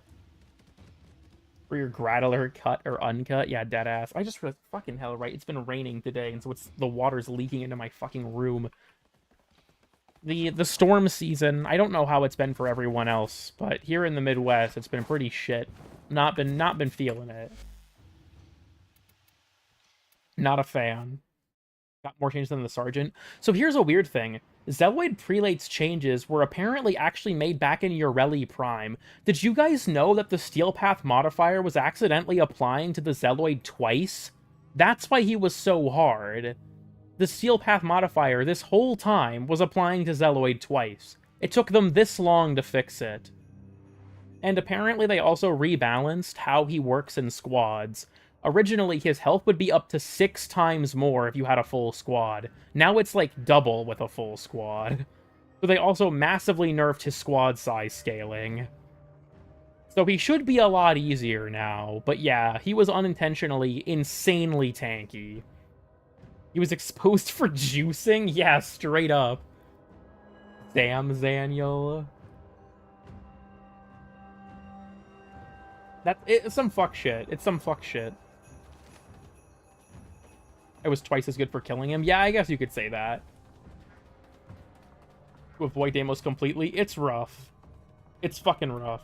Enemies could headshot you. Yeah, that was a mechanic back in the day, too. I think it was, like, removed about a year ago. Enemies could headshot and crit you. More for me. Honestly, funny mechanic. Funny mechanic. Orders went mad for 3 milliseconds when he realized. What do I have as my other... Radiation Always. kills? Oh, that's And easy. we're I'm just gonna knock that out real quick, actually. I kind of want Spontaneous Singularity. I don't really want to deal with Day Trader, so I'm just kind of putting it off.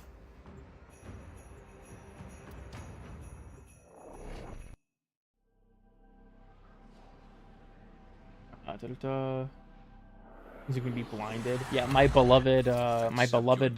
Yet avoid it. Trust in your training. You know what else is a flashbang? They have just shut down all systems. Why is this visual Life effect support capsules so your way. bright? Weird thing, heavy slams don't do this. Heavy slams look fine. Regular ones? Nope. I don't get it. I genuinely don't get it. This Warframe is just fucking ridiculous now with the addition of Fused Crucible and Universal Fallout. He just does not give a shit. He just straight up does not give a shit.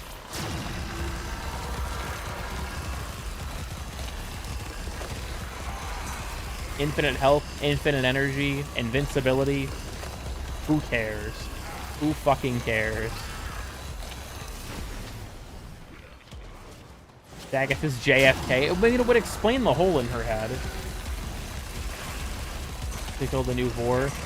It's honestly kind of just a standard one. It's like status mods, base damage, and multi-shot primarily. Hi, cool kid. Welcome to the stream. I don't know how much longer we'll go for. I don't have a ton of stuff to do. I mostly just wanted to talk about the update. I like to do these sort of supplementary streams where after my first impressions, I kind of give my thoughts on anything. It's okay for Rockman to be invincible? Well, while I'm invincible, I'm losing 20 energy per second, which is not affected by any of my stats. And I can't move very much. So, like, I don't think it's the end of the world. There's a lot of trade-offs. A lot of trade-offs for the invincibility on Corvex. There we go. Blended. Thoughts on the slam nerf? I think it was warranted. How do you like the update? I like it quite a bit so far overall. It did blend, true. I'll have to mess with this at some point. Spontaneous Singularity. Was it lore-wise? I haven't finished all the lore fragments, so I'm not going to make any statement to it for now. I'll give more opinion on the lore once I've unlocked it all. To fix the issue with mobility, I could run more parkour velocity, but the shards that I have on my Corvex, I cannot type. The shards I have in them are kind of particular. I have a lot of ability strength to reach 100%, so I kind of try to maintain that. I could do a lot more parkour velocity if I wanted, I just kind of don't want to. Affects me in no real way. Slams now have a bigger radius the farther you fall. So I would argue that it's actually a buff if you're going from really high heights, but a nerf if you were spamming them close to the ground.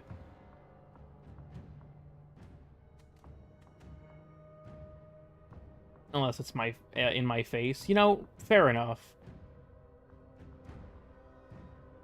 Does it have a cap? I believe it does, yeah, for the distance. I just hope they change the visual effect. It blinds the shit out of you whenever you do a slam. It's so annoying. Especially because slams in combos from stances that have them will also have that really bright flash, which is awful. Is Araxia fun? I'd say so. I think she's a very fun Warframe. Like, even divorced from, like, how strong you would perceive her as, like from a power level perspective, I think that just playing her is a lot of fun. And I like to just kind of fuck around on Araxia, because it's a fun time. Like I mentioned with, like, nope, that's, hold on. I was gonna say, isn't that the Tekrot node? It is. I wanted to go to the Skuldra node. divorce. What would you say is fun to play? Honestly, I think most of the Warframes in this game are fun to play.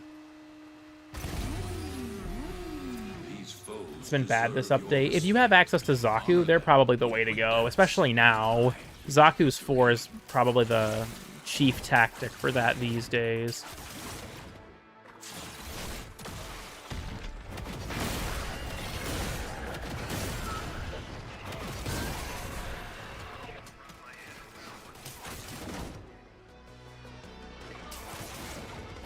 Just zipping around.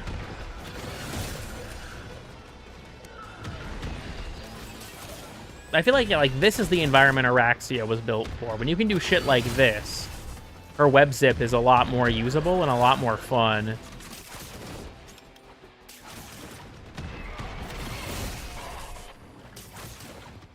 Now I can just like zoom around.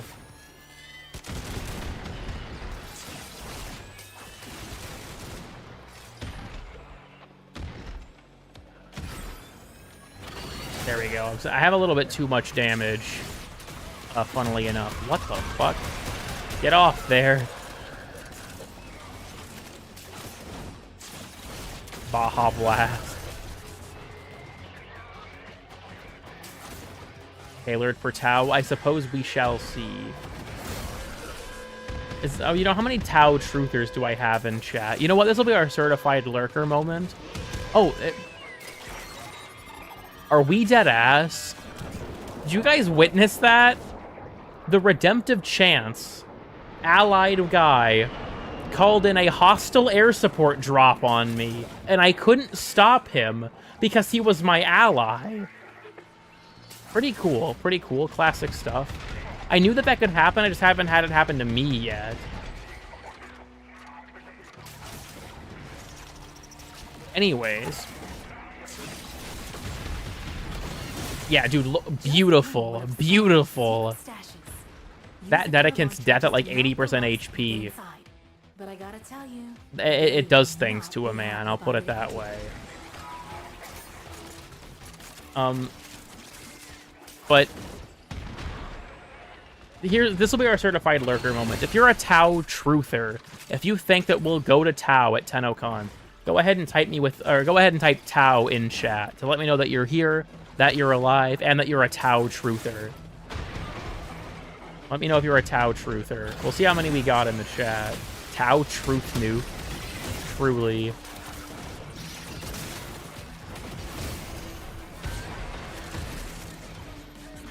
We got quite a few Tau truthers. Nothing ever happens.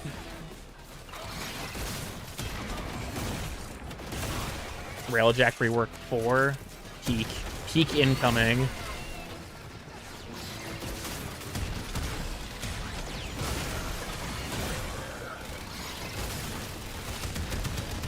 Oh, fucking... What is it? Got Your Back, I think it is. No, it's... Yeah, More the Merrier. That's what it's called. you don't crack that cache soon, it's gonna deadlock. Oh, supply cache permanently. nearby. Clock ticking. Look for Furbon charges. There's one.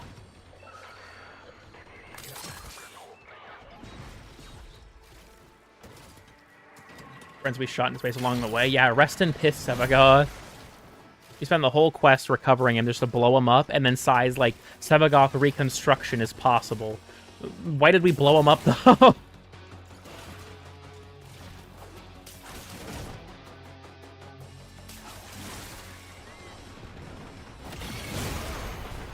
The backpack, for one real Aya? Do you mean like, the drippy backpack? I guess I didn't realize that its price was so high. I think it's a fun cosmetic, but now that we have a way to get the backpack, even if you weren't there for TennoCon. To the victor!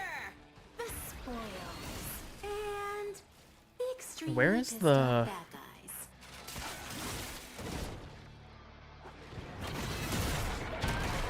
Okay. We only buy new in package. Damn. The American consumerism. Why can I mag proc the truck? It's a hard ask. That's fair. We're really not getting that many spawns, are we? Going up against the most dangerous breed of tech knight, the Hex. Best of luck to you. Good hunting. Ow, I'm getting fucking zapped.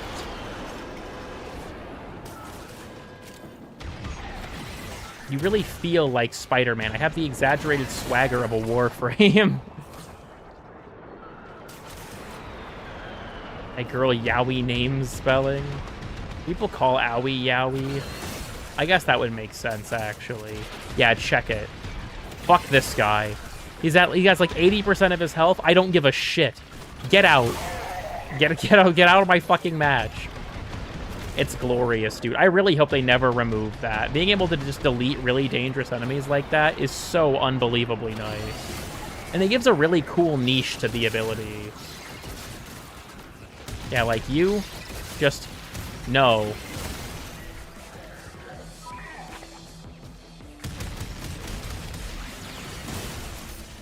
Araxia into the Spider-Verse.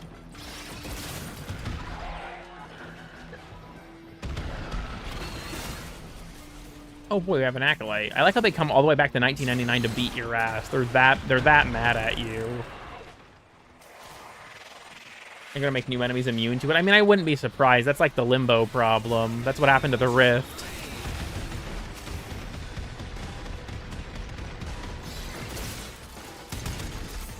Oops.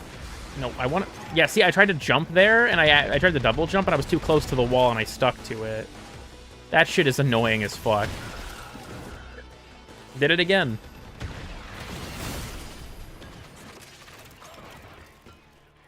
Being traumatized by Stalker? True.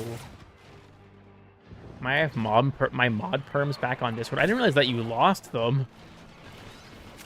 I guess my Grattler gang lore is weak.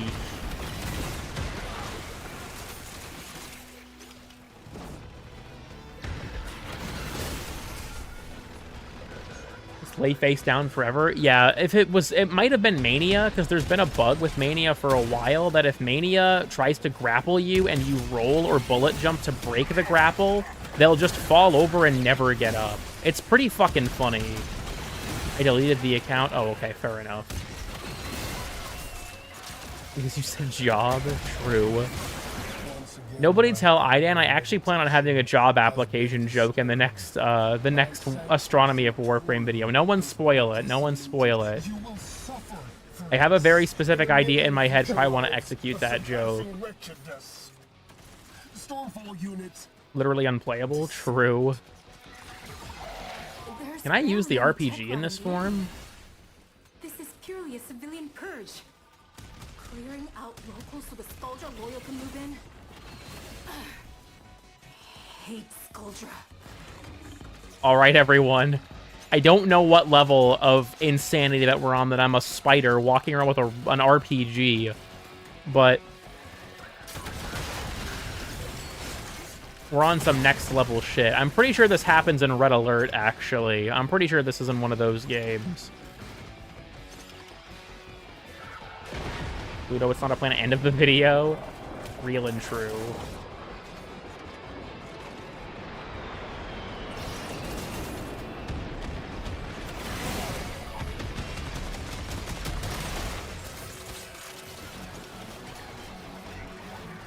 The whole country with every status in existence. Indeed. Just wait for them to make that an augment or something. It'll happen. What is going on? Are they... Wait, are they stuck in the ceiling? I think they're stuck out of bounds. I see a few on the minimap that I can't actually see, so I'm guessing they're stuck out of bounds.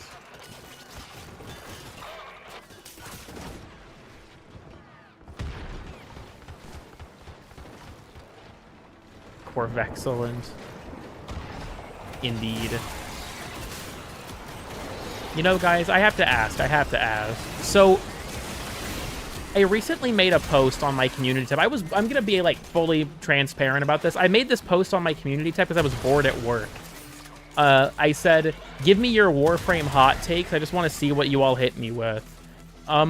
Do you guys think it'd be fun for me to do a video of me reading and talking about them, or no? Because it feels kind of low effort to do a video like that. Normally I put more effort into my stuff, but I feel like it could be kind of funny.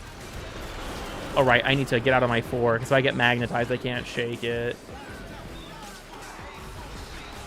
Okay, am I good? Am I good? Maybe, maybe not. Let me stick to the ceiling. What the fuck? Malice?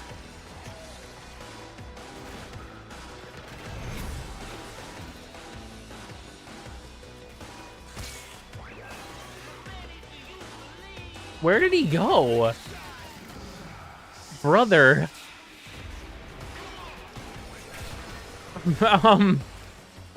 What do I do about this exactly? Oh shit! I was being faked out so we could recharge his magnetize. You little fucking bastard. He outplayed me there. Straight up, he fucking outplayed me.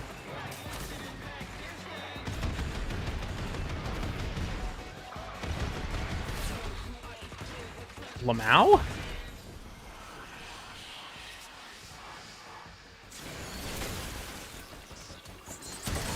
What's your hot take? I don't know. I feel like for me, there's like whenever I upload something, here's how I picture this in my head, right? Whether or not this happens, I don't know. But I like the idea that if I upload, people will see that I posted and get excited for it because they know that they're going to see something that had a lot of effort put into it, right? I feel like if I was to post content occasionally that was much lower effort, it would kind of diminish that excitement. Because who's to say that the thing that I made is actually, like, that type of content or not?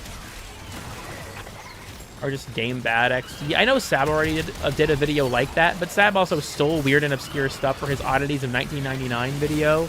So I think I'm allowed to have one steal back as a treat. I think I'm allowed to have one steal back.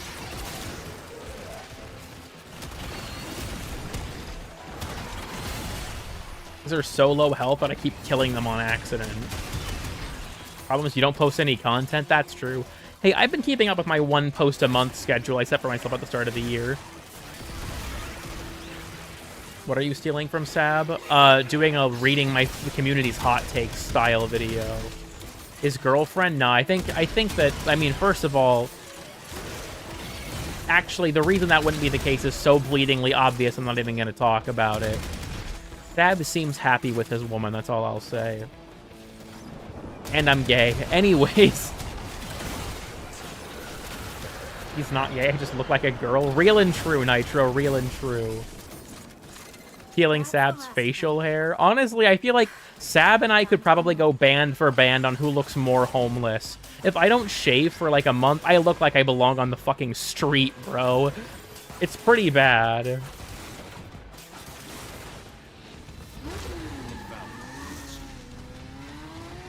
Well, that was something, I guess.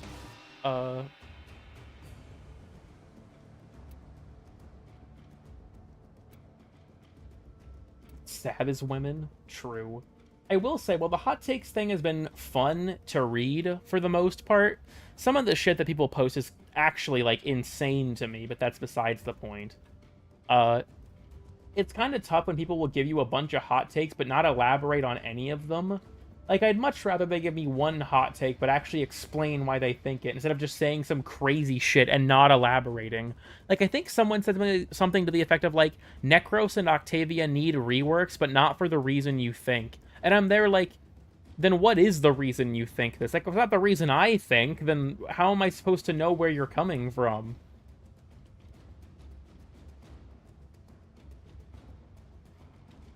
Dude, it's a Google form. Bro, clickbaited in the comments? Yeah, literally. Like, I don't know how to engage with this. Make it Pearl Harbor? Fucking hell. Meta. New meta. New meta. How long have we been live for? Just shy of 2 hours. You know, I think we're gonna hit the 2-hour mark and then we're gonna wind it down. I didn't have that much in mind to do other than talking about the update, and that didn't take more than, like, what, 45 minutes. So, the Necro situation is crazy. He's done. I was talking to Thera, a friend of mine, about this, right? About like the Venus video not doing very well statistically, and I was like, I need to start making clickbait, rage bait content. That's gonna be my new grift arc for money. I'm gonna start making bullshit.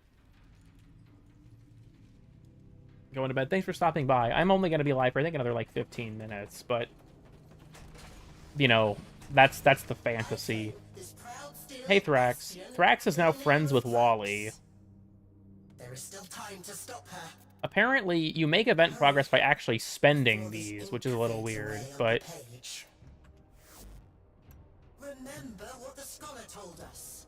The fragmented Thrax is in my meth lab. Yeah, for me, he's hanging out by Wally in his cup chair. Get to the heart of her power. Call forth the beast, then kill it. Thanks, Thrax. Anyway, say hi to Wally, everyone. Becca get some hi Wallies for Wally. Oh, hi, Gareth. I see you're also here to talk shit about Wally. We got a portrait of Gareth up here, too. But if we get some hi Wallies. Wally is a long time compatriot of the channel. This hovering fortress should be mine. Are the skies over Duviri not part of Duviri? Anyways. Remy Ratatouille. Wally is a stable crew. Wallachia in the Void of High Wallies. I did see it, though, and I will say that, like, I do want to make more Astronomy of Warframes, but I'm not going to make it as, like, my next thing. I'm probably going to do a couple other videos first. Ordis, you're not here. To allow animals on board. In Ordis's experience, animals do not eat so much as reload. Legit my favorite. Like, here's kind of the weird thing to me, I guess. People who watch the Astronomy of Warframe videos generally quite like them, but they just don't get that many views, and I don't know if it's because, like, the topic isn't interesting to a lot of people, so, like, it's too niche, or if it doesn't get pushed by YouTube enough. I don't really know where the issue lies, I guess. But it's, I don't know, it's, like, I didn't expect it to do well. I didn't expect it to do this poorly, but it is what it is. Like, I don't want to keep harping on it because I feel like I'm sounding salty, but I feel like the reality as well is when it comes to Warframe content on YouTube, there are kind of like 3 categories that succeed: builds, memes, and rage bait. Those 3 things are what succeed in Warframe content on YouTube. There is content that breaks that mold that still does well, like Nova Umbral's documentaries about Warframes, like his retrospectives. Those do well, or like his just his retrospectives in general do pretty well. So there's like demand for that kind of content, but things that are, I guess, of those 3 categories generally are what do the best. And like weird and obscure stuff is also performs well because it's formulaic, and formulaic content performs well on YouTube generally too. Trying Warframe for the first time was pretty big lately. I mean, that's true, but a lot of that came from established creators, like, you know, As to Cross and people like that. Do lore videos do well? Oh, fuck no, they don't. Stallard has been doing lore since I got into the game, and he has less subs than me, which is fucking horrifying. Stallard's videos are great. Mostly rage it because Nev is stupid. I won't make any comments on, you know, Nova's cancellation after the Corvex video, but... I Warframe Coke the first time? I don't know what you're getting at, dear. Thinking about just one of them? Yeah, like... I feel like the... I don't know. There is a niche for certain content, but it's not very large.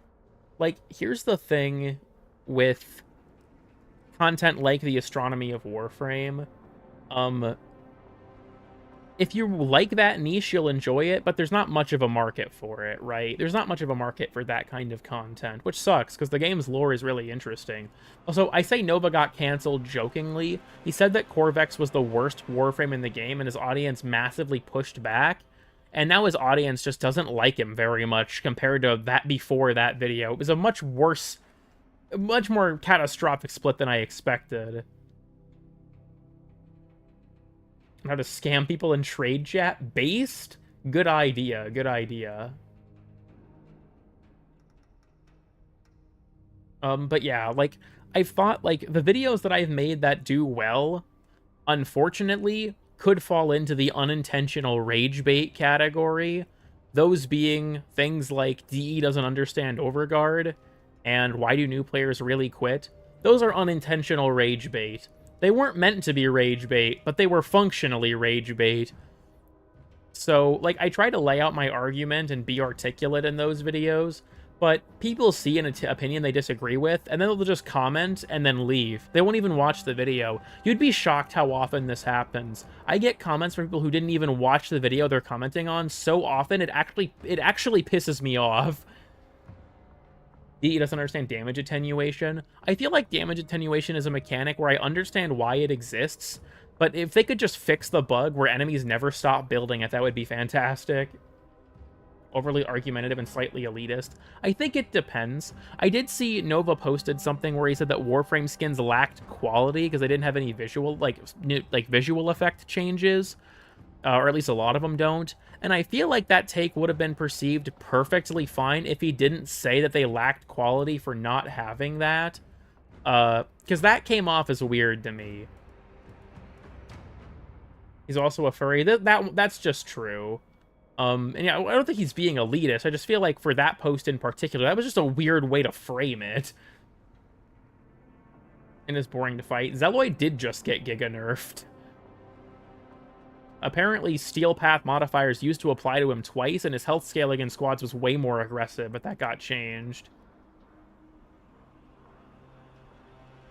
The amount done to be good.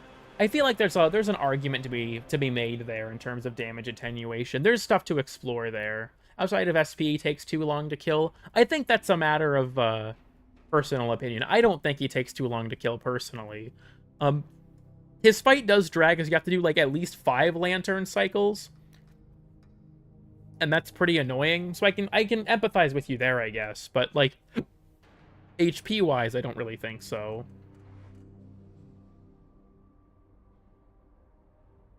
Just interesting, such a wider audience. I think the thing is, like, people want to watch content that gives them their opinion. I think that's just the truth of it. People want to watch content that either gives them their opinion. There's like 3 categories, right? You want content to give you your opinion, you want content to validate your opinion, or you want to argue with content that disagrees with your opinion.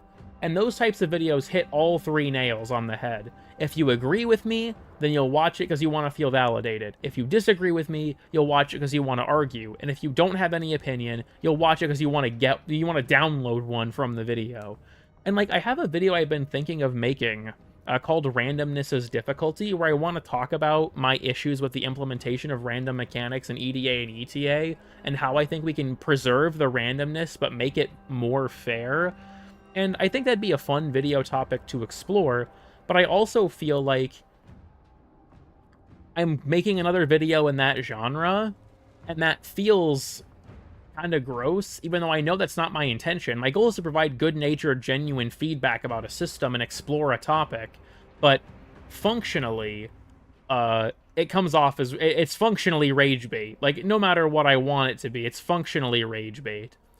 And I don't like that. And also, yeah, I will be flooded with skill issue comments. I regularly solo EDA and ETA. I don't have negative opinions on their random mechanics because they're too hard. It's because the randomness doesn't make the difficulty random to me. It makes the fun random. It makes the frustration random. That's what I don't like. But I guess I'll see. I kind of want to make that video. Not entirely sure where to go with it yet. After the finishing of the Astronomy of Warframe, episode for Venus, I spent so much effort on that video. I'm kind of just taking a bit of a break from working on stuff for like a couple days. Like, YouTube isn't my job. If anything, YouTube is the revenue is falling off because I'm not making content people want to watch. But my hope is that I can sort of get back to it relatively soon. Pick a video to focus on. I don't think I'm going to do Making Someone's Overpowered next, purely because it's going to be so long. I can't sink that kind of time into a video again right after doing it once, especially because of the fact that I'm moving in a month and a half or so. I don't really want to saddle myself. Where the fuck did it's not important. I don't want to saddle myself with a massive project. Again, it's pretty fucking draining to make a 90-minute video, right? I'm glad with how it came out overall, but, like, dude, when I was making the Venus video, the last day I was working on it, I wanted to blow my fucking head off. I was so tired of working on that shit. The Venus video was fun to make at first, but by the time I reached the last, like, 20 minutes of it and I was making it, I was so fucking over it, I just wanted it to be done. I hope it didn't come through in the video that was the case, but, like, you can only shoot, you know, like, environmental footage for so long before it's like, dude, I can't fucking do this anymore. What were your lucrative type vids? My most successful videos, other than, like, the iceberg, tier lists always do well. Weird and obscure stuff depends. Mostly does well. Videos where I'm more opinionated, like the DE doesn't understand Overguard, its sequel, and the new player experience video all do well. And then videos that are more lore focused generally don't do well, so like Warframe Geographic, Astronomy of Warframe, stuff like that. And then some of the more other like experimental stuff I've done hasn't done amazing, but nothing to talk about for the other planets. That's definitely not going to be true, I'll tell you that now. For future episodes, my plan is that if there are two objects in like a system, I'm going to talk about them in the same episode. So Earth and Lua will be one episode, Mars, Phobos, and Deimos will be one episode, and Europa and Jupiter will be one episode. And Mars's episode might become the longest in the series because it's 3 objects, and Mars itself, we know a shit ton about it in real life. Like, Mars is an object we have a lot of information on. So, Kuva Fortress, I don't know if I'll cover it yet. I'm on the fence about stuff like the Fortress, the Void, those types of things, like Duviri. Maybe I'll cover them, maybe I won't. We're gonna find that out. We're gonna find that out. I also will say that, like, and making the Ambassador OP win, I kind of do want to do more of the, like, making blank overpowered stuff. But making summons overpowered, the next one that was on the docket for that, is going to take so long to make that I'm putting it off because it's actually going to be like 2 fucking hours long. And I just don't want to work on something of that length.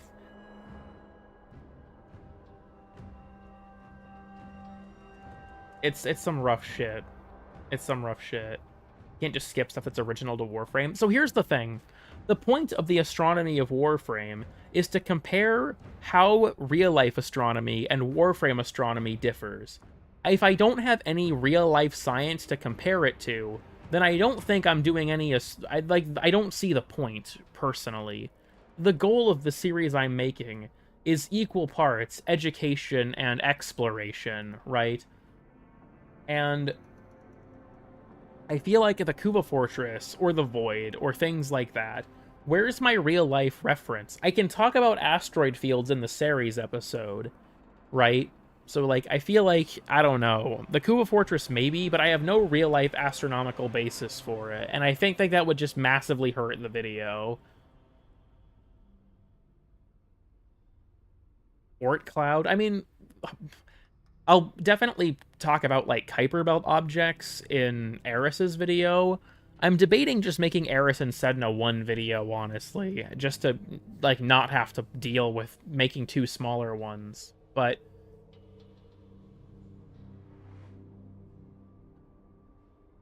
covering real-life pizza chains? That would be interesting, I'll give you that. Might be catastrophic for the universe at large. This is true. Of 1999 Earth. I don't know if I'll do much with Hulvania, personally. I mean, I guess I could, but I don't know. I'll think about it, because, like, my thought with, like, Kuva Fortress and Voids, I don't know if I'll do them yet. I missed most of the stream. I'm sorry, Salios. It was probably bad anyways. Games design IRL references. I could do stuff like that too, but I feel like if the astronomy of Warframe has performed so poorly, I don't think we're going to find much success in other adjacent genres. I feel like a video I kind of want to do like, I want to do this video, but I can't make it on my own. I thought it'd be cool to do a video, like, talking about Warframe's soundtrack and dissecting certain tracks that I think are really interesting. The problem is that, while I really like music, I don't fucking understand it in terms of, like, how to describe what I'm listening to.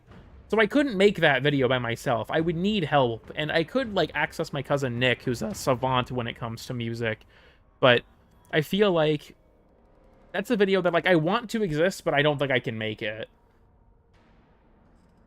Downtown LA, true. And music like that either. A lot of people aren't interested in anything that isn't gameplay related directly when it comes to Warframe. So I feel like that's the issue I'm encountering just in general at this point.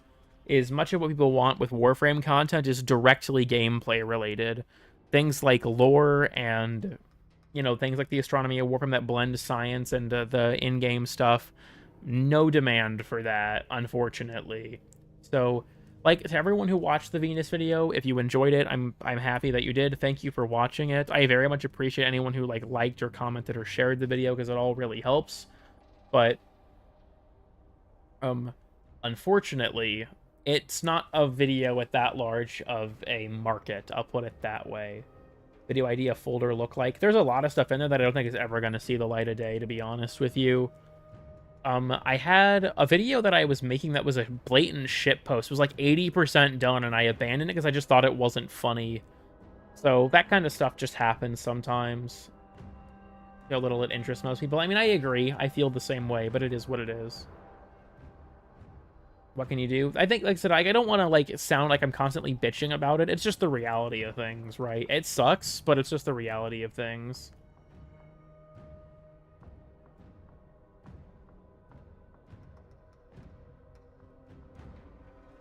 Warframe name is adjective. You know what? Actually, here. We're going to do this. We're going to do this. Also, yeah, I'll be ending the stream soon. But I want to look at something. So YouTube has this new dog shit thing where you can click on the inspiration tab for AI-generated video ideas. Let's read the AI-generated video ideas. What do we think? What the actual fuck? Okay, okay. Listen to this shit. Listen to this shit. The top suggestion from the AI. Hidden Warframe details. The Venus Ice mystery. Very popular topic with your viewers. What do you mean? This topic isn't real. What Venus Ice mystery? That's not a thing. Very popular topic with your viewers. Is this an alternate dimension that it's pulling this from? Most overlooked primary weapons. The lore of the sentience. The evolution of the operator. The Warframe rework that went nowhere. That's just rage bait. That's just rage bait.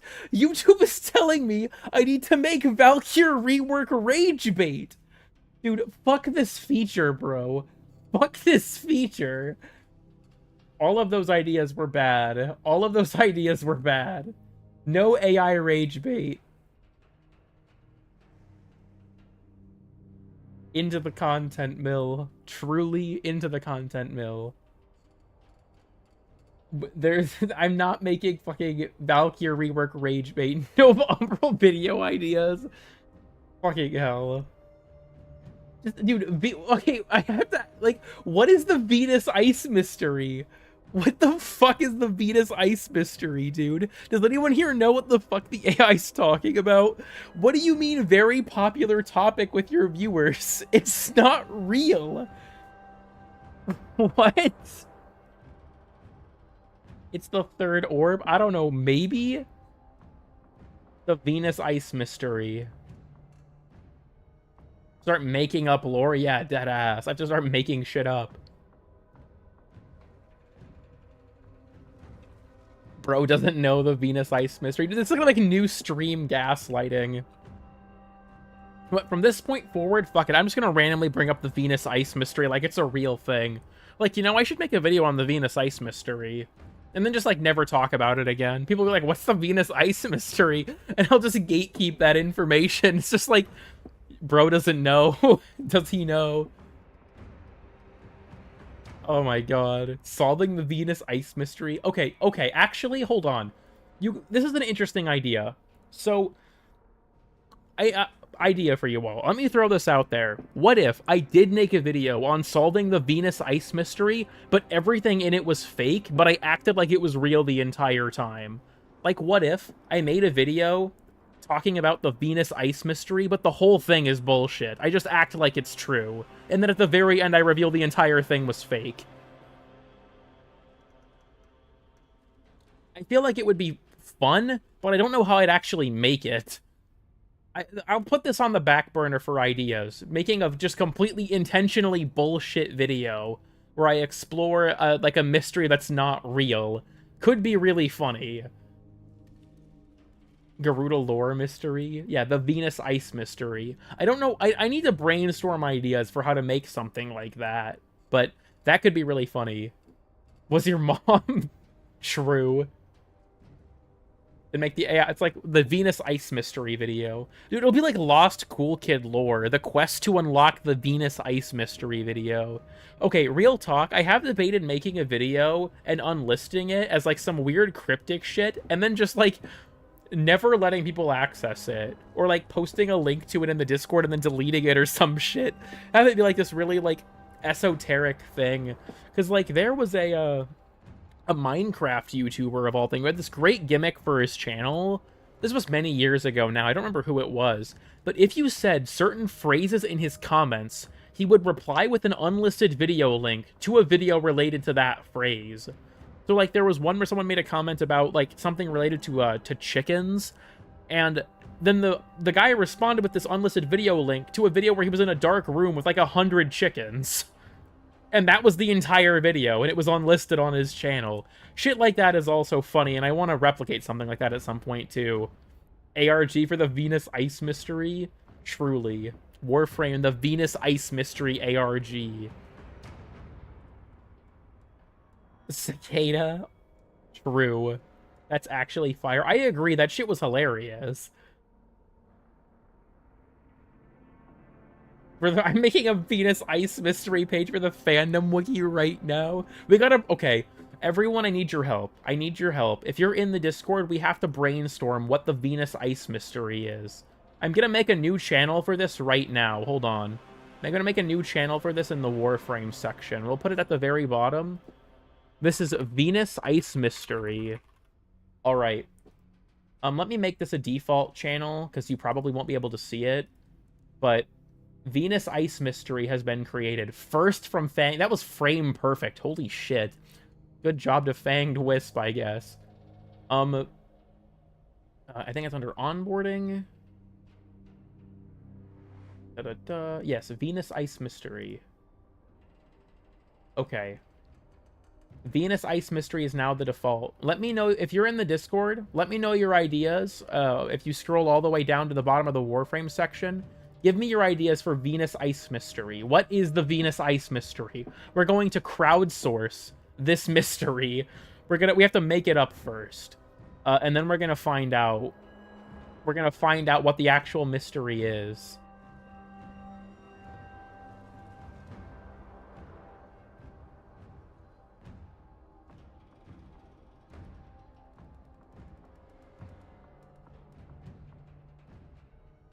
I'll leave that to stew for a bit. We'll have some community ideas for what the Venus Ice mystery is. Tapato's gonna yell at me because he doesn't know he's not gonna know what this channel is for. But it'll be funny. It'll be funny.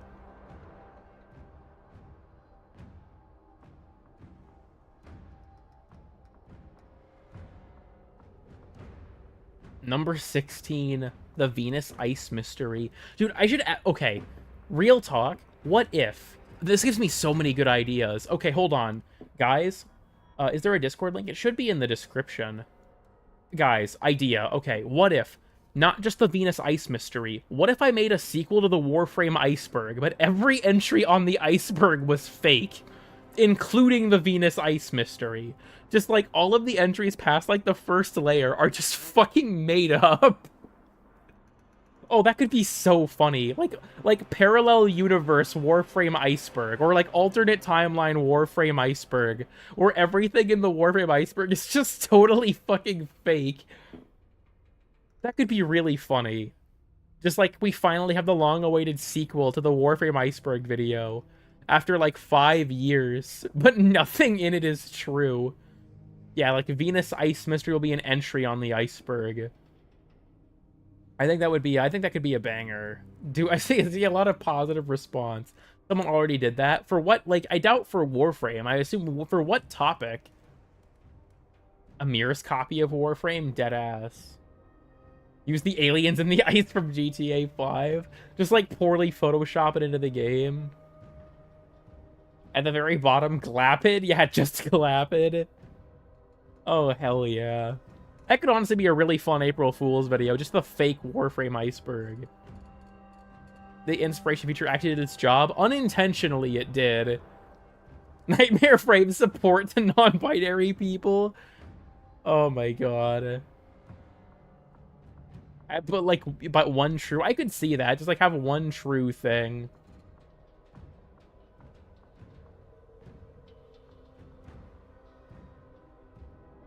We're gonna find out. Venus Ice Mystery is now popping off in the Discord.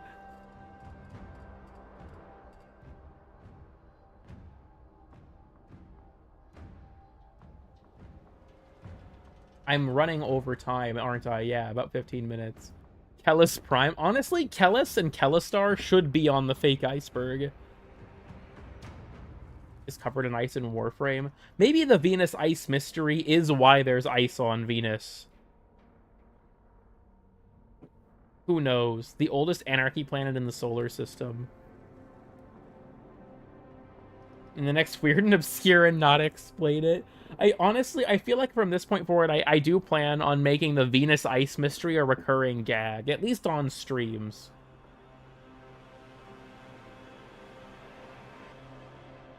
I must get to the bottom of the Venus Ice Mystery. That it's explicitly not a mystery? I mean, that's true, yeah. I might want to catch more streams. Probably a bad idea. You'll lose a lot of brain cells here. You are the Venus Ice Mystery? Thank you, CoolMom369. Only for members to watch? Nah, this has to be available to everyone. Despite when they tell you there's no penis.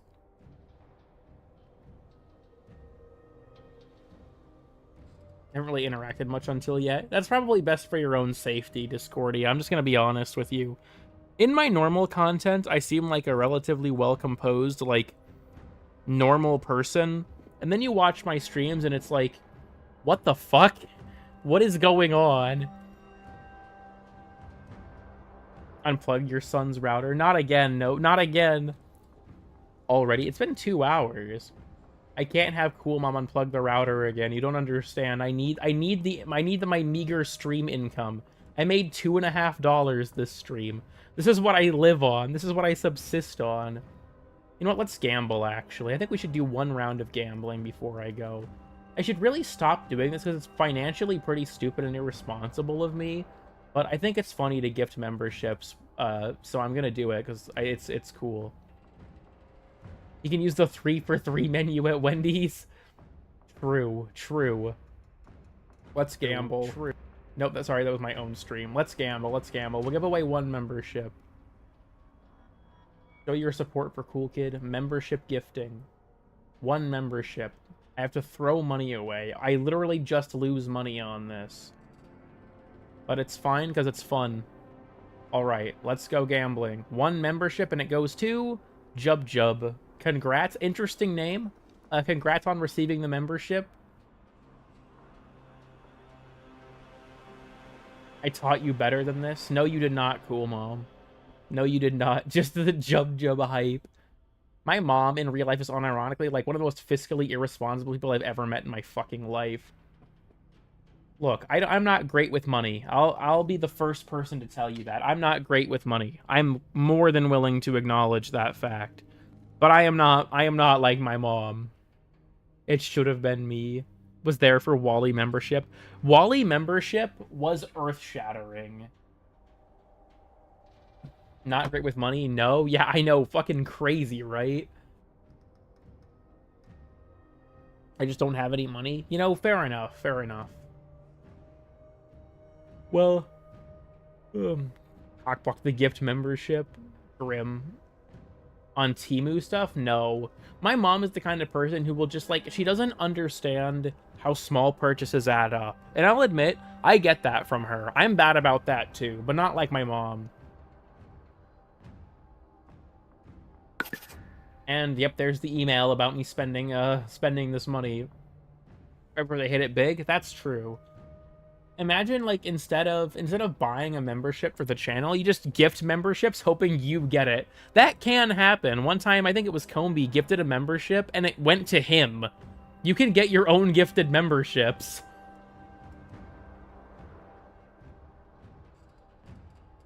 Kitchen found in fork? I don't think that's the expression.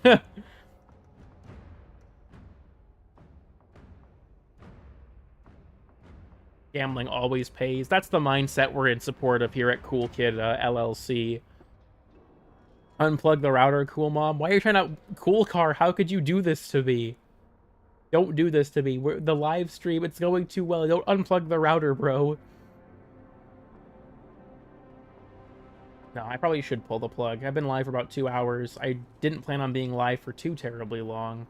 Everyone give Cool Kid memberships. Why are you out here trying to advocate for something you can't do yourself, Salios? I think that's a sign of cowardice.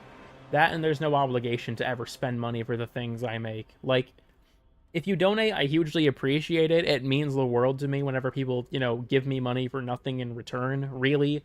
But there's never any expectation. So if you, like, don't worry about it. Just you watching is more than enough. What is this cool verse I'm seeing in chat? Okay. So, a bit of lore. Before we go, I'll explain this. My coworker made a joke account called CoolDad369 where he would roleplay as my dad in the chat, and he spawned an unintentional cascade of CoolBlank369 accounts. There's literally like 20 of them. Yep, see CoolVor369. There's over 20 of these fuckers. There's so many CoolBlank369 accounts. There's one called CoolKid369 Facts. CoolKid369 Facts. I don't know who that is. I don't know where it came from. I don't know who almost any of these people are. Okay, my favorite one, though, is Kid Cool, the guy who just types everything backwards. That is a funny fucking gimmick. Cool Spider369, Cool Victor369. What is this shit? Oh yeah, Cool Dog also died. That's true. That was one of the previous streams. Funeral Friday was our funeral for Cool Dog. Cool Kid Theory. This is, yeah, I don't know what happened. Just my chat is full of these, like, CoolBlank369 role players now. This started, like, a couple of months ago, and it's just only gotten worse. And Cool Dog is canonically back. We revived Cool Dog by killing his Void Angel. Open season truck scene. Cool Ice Mystery 369.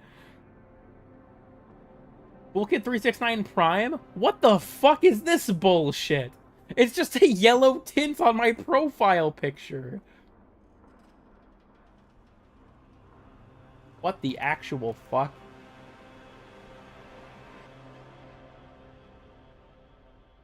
The one who did 9/11? No, there's an account called A-Dog.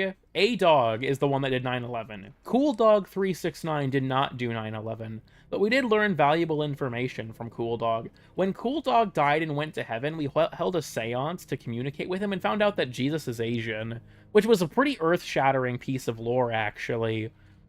Among other things. Don't forget about Gareth. That's true. Gareth is also here. I was white when he got me. Nitro, you can't say that to the chat. They're not ready for this. Oh, no. Oh, no. Oh, hell, no. I will never live that joke down. I will never live that joke down. We also know that Fortnite is in heaven. That's also true. Pan that camera up. Yeah, Gareth is up there with a big knife in him. There's also a plushie down here of Gareth.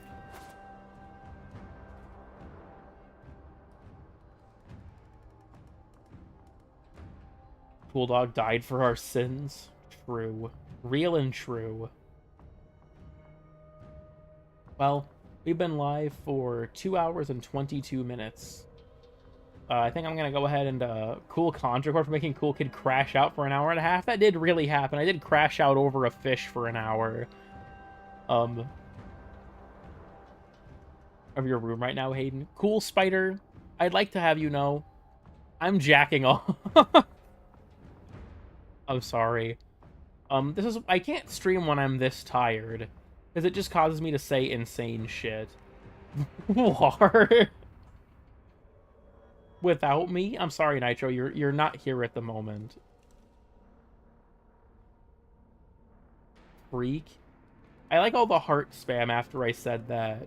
Not even any flushed emojis. That's weak. That's who up cool and they kid. Oh my god. Why'd you kill my friends? God damn it, Cool Condracord is here. They deserved it. Each and every one of them deserved it. I slaughtered them like animals. Okay, this is getting out of hand. The cool brigade is showing up. The cool cascade is upon us. I gotta go ahead and pull the plug on the stream here. So, thank you all for watching. The Discord should be in the description, and the VOD playlist should also be in the description if you ever want to, watch more of my fucking insane ramblings and shit. So... I don't know what else I have to say here. There's the Discord, there's the VOD playlist, more content whenever I get off my ass and actually make it. Make sure to eat your vegetables to grow big and strong, look both ways before crossing the street, and I'll see you next time.